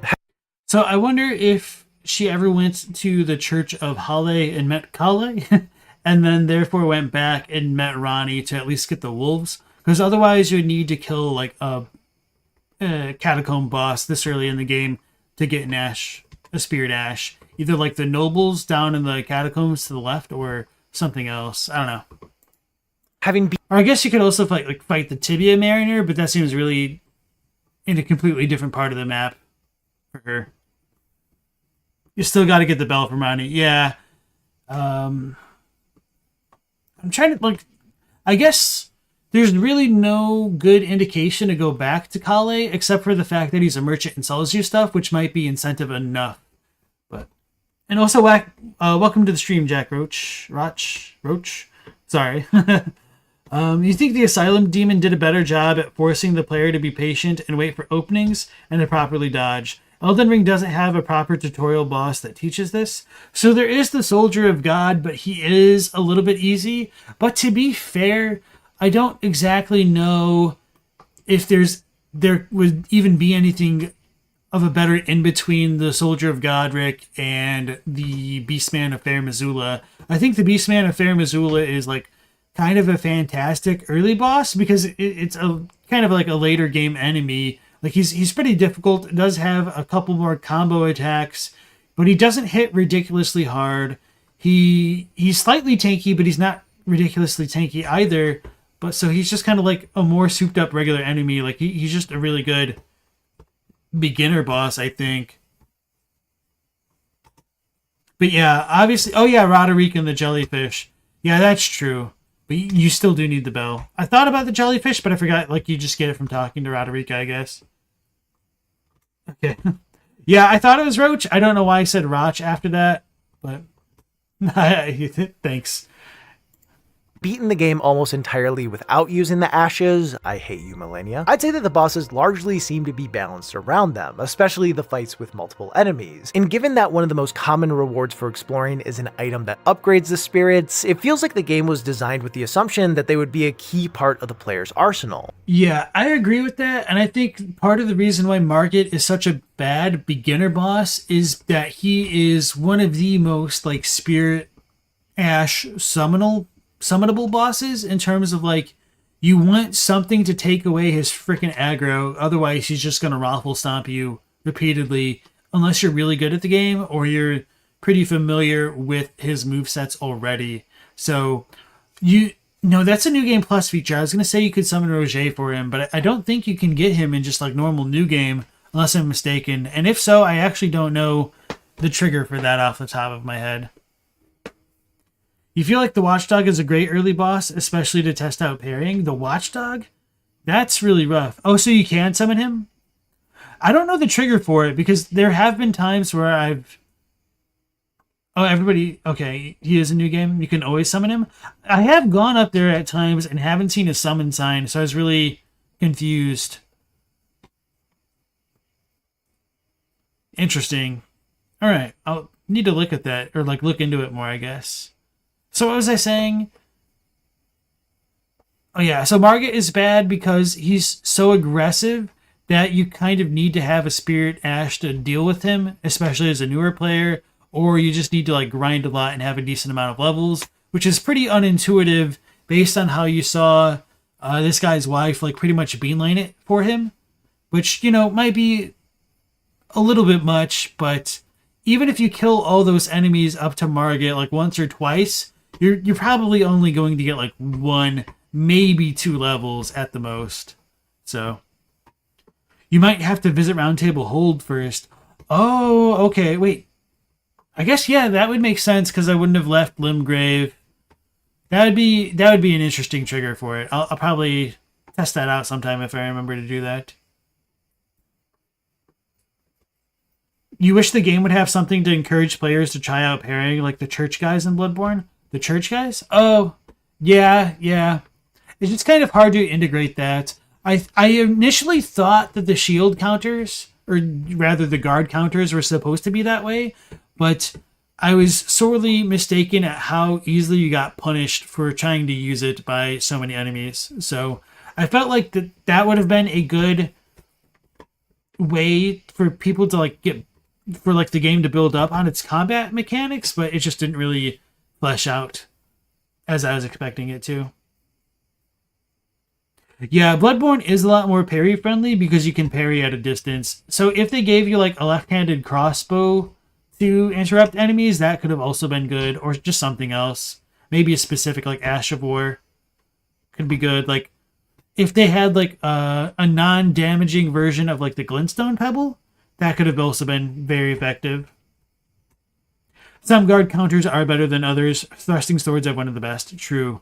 But for like a lot of people, they might not even have the shield to avoid taking the chip damage because it's a little bit unintuitive. I was talking with like some of the PvP dudes, and I was like, they were talking about a lot of the difficulties or the issues with PvP in terms of like speed and stuff. I was like, what do you guys think of if you just increased how much damage was resisted with like colossal weapons, and you increase the speed of like guard counters as a way to give them a significant difference from some of the other weapons, but also have something other than just like needing to rely on crouch poking to catch enemies at certain speeds. But anyway, that's like not too important, just kind of something I thought about. Like there's a lot of different ways they could balance the game, which is really interesting to me. And it's kind of frustrating that they're as cautious as they are with some of their implementations. So like I really do love the robustness of the Ash of War feature, but I wish there were other things. Like when we got the Giza wheel in Volcano Manor, I was like, oh my god, this game has trick weapons too? No, they don't. Just imagine if with like certain weapons having like Ashes of War, just maybe if they incorporated trick weapons that didn't have Ashes of War, that would have just been like S tier to me. But yeah, I digress. Let's go back to the video. Naturally, there will always be a contingent of Souls fans who refuse to use certain mechanics because they prefer to play that way, but not every player is looking for an extra challenge. For folks struggling with the constant pressure many of the bosses put on them, the Spirit Ashes are a great way to redirect attention and deal more damage, so it seemed like the perfect thing for my wife to use. With that said, for it being such a helpful item, especially for less experienced players, it is surprisingly easy to miss. It involves going to the Church of Ela at nighttime after getting access to Torrent, or buying it from the Twin Maiden husks in the Round Table Hold after enough time passes. I imagine— Wait, I didn't even know you could buy it from her. Shows how well I know this stupid game. there are a few reasons they opted to make the item one the player has to find instead of one automatically given, but after watching my wife's playthrough, I think it would be a bit better if it was something that couldn't be missed. Anyway, I decided to have my wife give the fight another shot, but this time with a spirit summon. So I pointed her in the right direction so she could get the Spirit Calling Bell and Lone Wolf Ashes. Alright, so more lore said you could just use 2 equipped weapons and switch between them. That's not true because you have to incorporate like weapon and equipment load in this game, which is unfortunate. But not only that, like that's kind of a really reductive take on things, and I know you're just kind of like shitposting here, but trick weapons are way more versatile in the way that they can combo off of their own attacks. So the transformation attacks is what really sets them apart from other things. Like the saw cleavers R1 to L1 to L1 is just one of those like key features of Bloodborne. The threaded cane turning into the threaded whip is super cool. The Kirk hammer, I mean, they could have just like taken a lot of the lessons that they learned from other games and put them in here. Obviously, like the development of Elden Ring was extremely long. Like this was first started to be developed on like when they were still making Sekiro apparently, which is why they didn't have like more of the Sekiro style features in this, which kind of blew my mind, but it makes sense with the scope of this game. But yeah. You think damage resistance should be overhauled with most armors having higher values for their favored defenses and reduction values for their disfavored ones? That'd be cool. It'd be really hard to implement, but yeah, I don't know. Definitely an interesting idea. Sorry if you guys heard the dog. He's coughing. Stronger strengths, weaker weaknesses. The trick is to not use weapons. Hashtag sorcery game. Yeah, the switch up's being built into the trick weapons movesets. More lore says Elden Ring makes up for switch attacks with all its unique jumping and crouching stuff. I mean, the jumps and crouches are good, and honestly, they're too good with the jumping attacks and some of the crouching attacks, but I still think trick weapons could have had a valuable or a valued place within like the landscape here. Let us upgrade armors, dang it. Actually, upgrading armors might have been nice because that could also help round out some of the like weaker reward structures in the game. I don't know. You think trick weapons are very overrated, to be honest? That's fine. Scaleezy, I think you said that yesterday too. With how prevalent jump attacks are, you're surprised there isn't a spiky enemy that hurts you if you do that? That'd be funny. With a new tool at her disposal, she headed back to the cave for another face-off. And it was a bloodbath. The Beastman kept getting stun-locked by the wolves, and my wife jumped in every so often to deal a bit of damage until... They did it for me! I didn't do anything! My wolves did it all! After beating him, she felt a little underwhelmed. She had spent so much time trying to take him out on her own, but felt that in the final fight, the wolves did most of the work. And yeah, they did. I went to test it on my own afterwards, and the wolves were able to take out like 75% of his health with me just sitting there. She didn't have a problem with the idea of getting help from the spirits, but in this instance, they were far too effective. While I do still stand by the idea that most of the bosses are balanced around the use of spirits, clearly the Beastman wasn't. And unfortunately, the way it played out robbed her of some satisfaction. So I decided to try one more thing. Many of her struggles with the game did come from a lack of experience, but there was one aspect that was causing her a significant amount of trouble that arguably got in the way of her improving, that being her choice of starting class. She went with the Bandit, which is actually the same one she originally chose in Dark Souls, although it has a different name there. At the time, I didn't really think much of it, but after watching her play and then doing some research after, it became apparent that it is one of the worst classes, especially for someone learning how to play for the first time. It has one of the lowest starting levels and gear that is not well suited for new players, as the armor doesn't negate much damage, the shield is primarily used for parrying, which she did not have the timing down for, and the dagger is really short, so she always had to get super close to enemies in order to hit them, making it difficult to have proper spacing. The character selection screen doesn't show any stats by default, and mainly presents characters by their designs, so she chose entirely based on which class she thought looked the coolest, instead of by comparing their attributes. With that said, even if she had diligently looked at the stats, aside from seeing that some classes had bigger numbers, I don't think that the information would have been all that valuable in terms of making an informed choice about which would be the best for her, as there's... Yeah, like, the first time playing through any of these Dark Souls games, it's very unclear how effective each stat point is in doing what it's meant to do, in terms of, like, vigor keeping you alive for like way longer and being way more valuable for newer players than like strength, when it seems like a bit counterintuitive because most people feel like they die because they can't kill things fast enough, which is kind of true. It's like always a bit of an arms race. Like that's just kind of the nature of human warfare, really. But even if you do like invest into strength or things like endurance because you want to equip better armor, even though it really isn't that more effective, it can give you more swings, but it's kind of like a noob trap because endurance, while it is very valuable to certain like levels, it keeps you further away from things that are like more effective, I guess, is what I'm trying to say. Like there's just better stats to allocate first.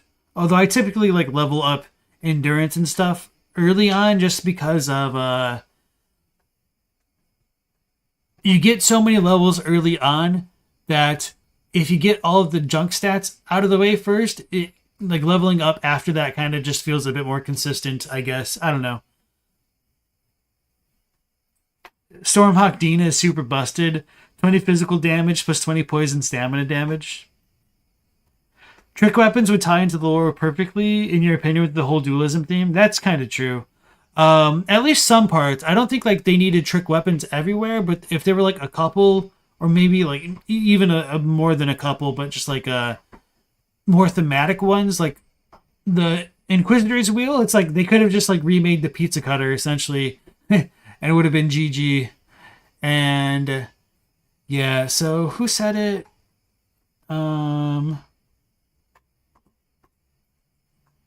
Somebody said that they wanted like a gun or something. And so, like, at first you might think of, like, hearing a gun, and that sounds like a bit much for this fantasy setting.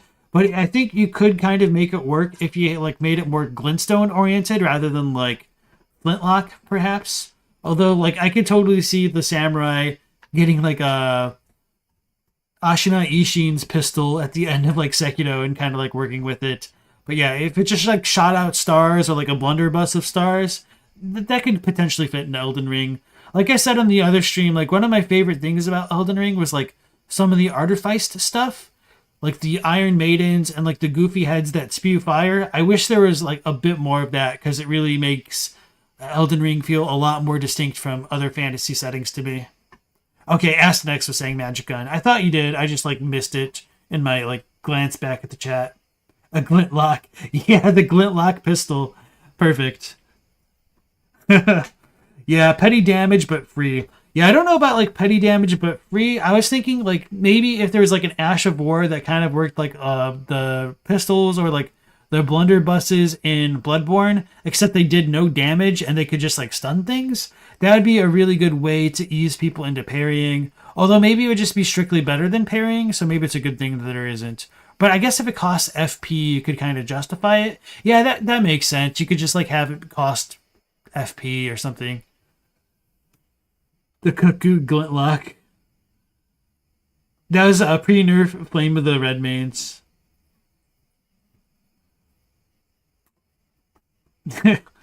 Moongum gets sick of being cheesed and pulls out the Glintlock. Call an ambulance, but not for me.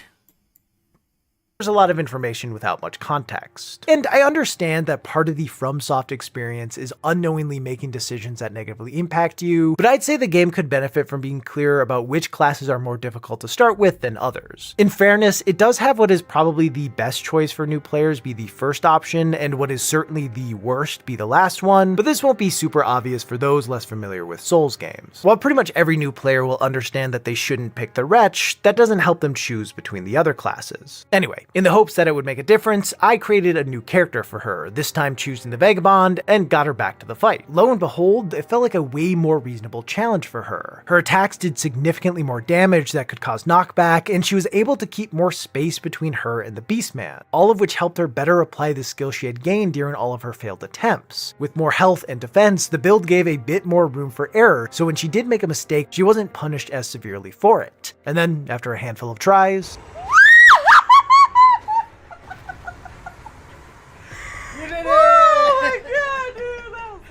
That one feel better? Oh, yeah, that felt better. That's a good middle ground. Through trial and error. That's great. Just like the culmination of like the Dark Souls experience when you finally like get that boss kill after a bunch of tries. Precious. We were able to find an approach that worked for her while not oversimplifying things too much, and it was really fun to see that happen, which made me want to see her overcome a different challenge, one that has been sitting unfinished for over 3 years now, one that requires going back to the start of all of this to complete. Oh man.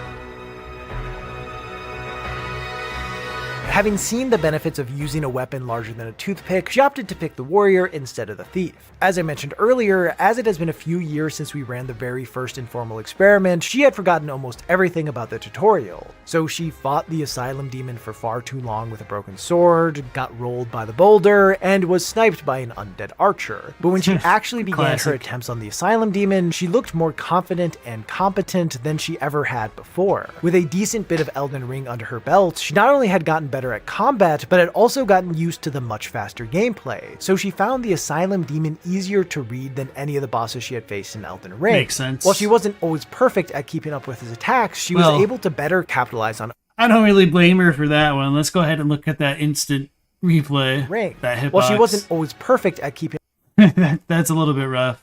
up with his attacks, she was able to better capitalize on openings and avoid its big, slow swings. On her first attempt, she was able to do more damage than she had ever done to him on her original playthrough. On her second, she choked. But on her third... You did it!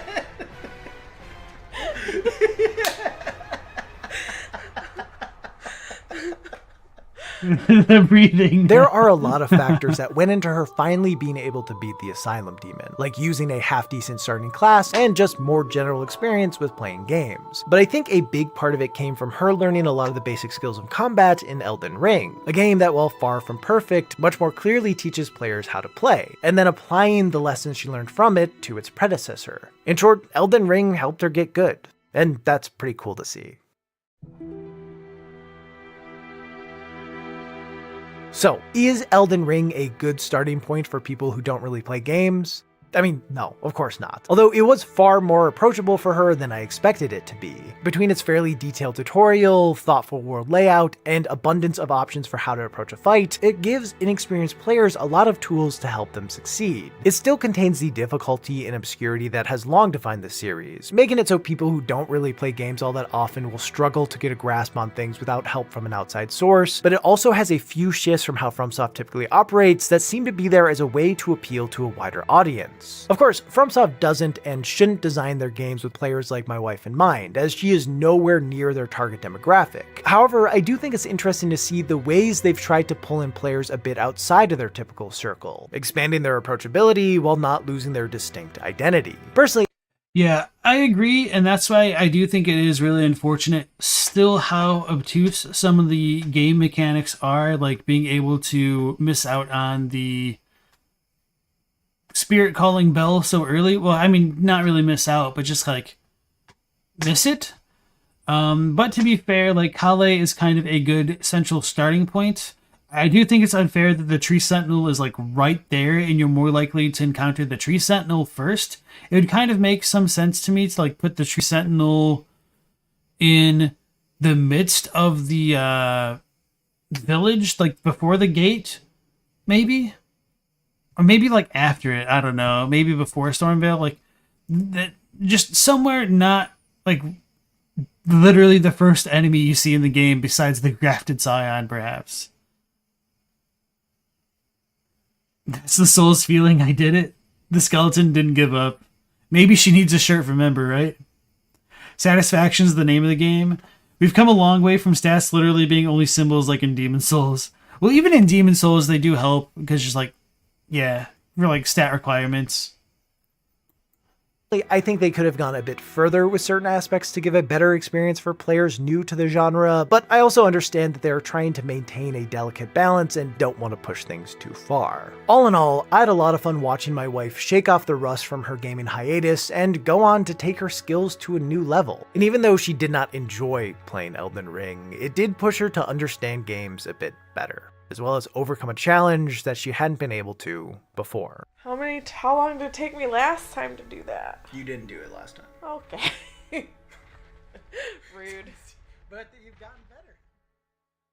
For those of you interested in seeing more of my wife's journey with Elden Ring, I actually put together a highlight video of part of her playthrough that you can watch right now over on Nebula. By now, I assume you already know the deal about it, but in case you don't, Nebula is a streaming service made and owned by creators, me being one of them. On Nebula, you can watch videos from many of the best creators on YouTube ad-free, as well as a ton of exclusive content that is made possible by Nebula's support. Among other things, it gives us a place to post stuff that is more experimental and doesn't always work as well on YouTube. Every time my wife and I do one of these informal experiments, we end up recording for hours, and there always wind up being far more interesting moments than could ever fit into a single video essay. So if you'd like to hear my wife curse some more at a video game, that's the place to do it.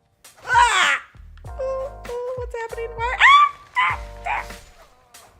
Crushed it.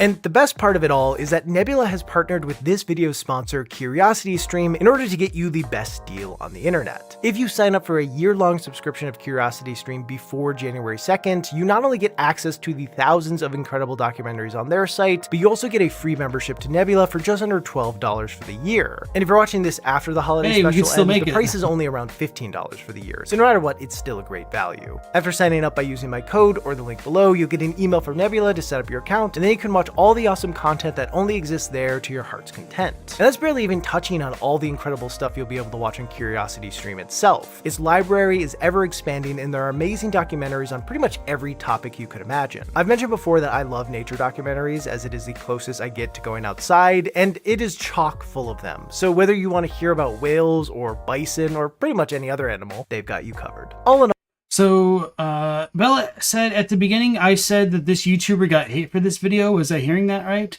So that's what I heard. I mean, if we pull up the comments, maybe we'll get some spicy stuff going on there. But yeah, that's kind of what I heard, that he got bullied by FromSoft fans by being like them being toxic. Maybe not for this video specifically. Maybe there's something else. Maybe it was this video, although I really hope not. And so they said that they were not going to cover their gameplay of Armored Core 6 because they didn't want to deal with the FromSoft community, which is just awful and depressing. Yeah, it sucks. And yeah, Astnex also made a interesting point that Elden Ring could have come with a downloadable guide, just like the first 10 hours. Explains the basics, gives a few key tips, and maybe a few early game breakers. Well, I mean, now we live in the days of YouTube, so it's just kind of a question of like value prospects. Like, do you think FromSoft is really going to gain a lot of extra players from a guide like that? No, I don't think so. Maybe it would help. Maybe it wouldn't. I feel like people are more willing to just like look up Twitch or YouTube nowadays if they want to figure out what to do. And we do have like the is it the Future Press guides? I mean, they do still come out with guides, just like not so much in tandem. Just to get on my boomer soapbox, I do sure miss the days when video games came with like manuals and actual things in the packaging, and the back when the packaging wasn't just like completely hollow on the inside and just like only contained paper on the outside. Or even just like marketing for other like related games. Even though I kind of hated it, I don't know. There's just something to having like those physical mediums and just kind of like reminding you of those eras, I suppose. Like I remember getting like Illusion of Gaia for Super Nintendo, and that game came with a gigantic foldable map, which just kind of showed off the world, which was awesome. It came with a freaking t-shirt and probably some other like merchandise, like yeah, just a very big difference in the times. I guess now, like, we still have, like, collector's editions and stuff, but stuff like that was a little bit more common back then. The packaging needs to have its humanity restored. I think there's a site which, like, catalogs that stuff. I think Donkey made a video about it, like, years back. It's been a long time since I watched that. You don't think that's the real FromSoft community? Yeah, I kind of agree. I mean, not to like be a gatekeeper or anything like that, but I don't know if I said it on the stream, but when I was like talking to Smotown and the other content creators, like the way that I look at it is whenever like a new FromSoft game comes out, you're going to have like a bunch of the edgy, spicy boys who are like more like have like high schooler mentalities. And then once you get a couple years after the release and the community mellows out, that's kind of where you get your core fans that are just dudes who enjoy games, and not like just dudes, dudettes, dudon'ts, whatever you want to call each other, people, folk. So yeah, I do think it's really rough trying to cover these types of games when they're still new and fresh, when people are still like saying get good unironically rather than like the meme that it really is in the community at large, you know? Ladies and joims.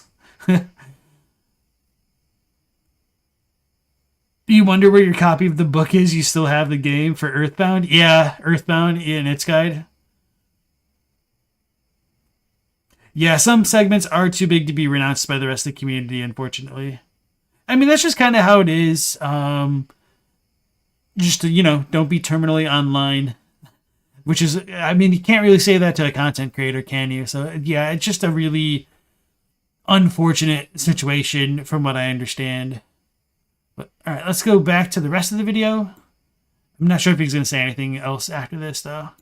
In all, it's a great deal. For less than $12 a year, you can get all the great stuff on CuriosityStream, as well as a ton of extra content from awesome creators over on Nebula. And at just $1 a month, you'll not only be helping me out, but also be getting more high quality content than you'll know what to do with. So check it out. Anyway, thanks to CuriosityStream for sponsoring this video. For all of you still watching, thank you. I'd like to give a big shout out to my patrons who make this channel possible, as well as William Glenn 8 and KK for being honorary bag mutants. I appreciate you all. With that, I hope you have a great day and or night, and I'll see you in the next one. Can you really still call her a non-gamer? I think that was a good question, and I was kind of wondering that as well. I can't play video games, babe. I can't do this. It's like my heart rate is just through the roof right now. I just spit everywhere. I can't do this. I don't like this. You're doing great. Am I good? You're doing great. Am I good though? What do you mean? Like Am I good at the game? No. Oh, that's funny. She tells me Over that's the mean, past but few she years, asked. I've had my wife. You get what you asked for. So yeah, I think this is a fantastic video. I'm definitely gonna go ahead and link this in chat for you guys. If you enjoyed it, go ahead and look at it yourselves. I'm gonna go ahead and scroll down to the comments because I'm curious if there's anything on this specifically. Although maybe I should like pull up the tweet I think I got sent earlier.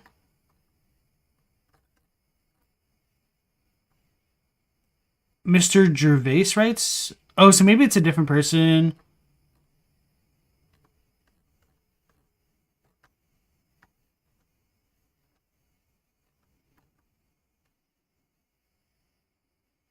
Noah Gervais? I don't know.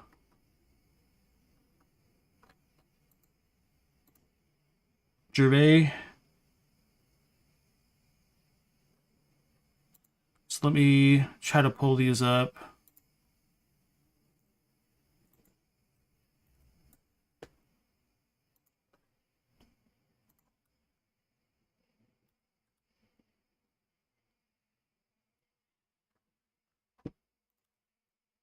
Why? Why does it do this to me every time? It just doesn't.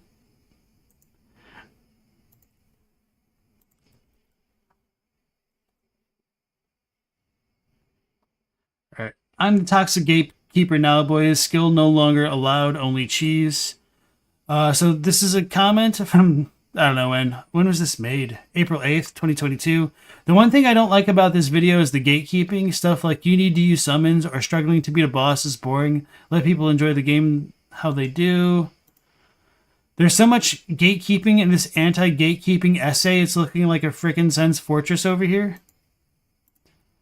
Overall, a very nice video, but you somehow managed to be even more toxic sometimes than the toxic parts of the player base, just in the opposite direction. Man, is this literally the comments on the video we just watched? I'm gonna dive in. Congrats.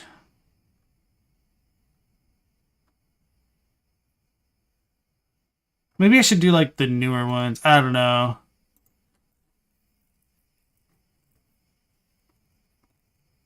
They could have also like pruned comments. I don't really see like a bunch of hate.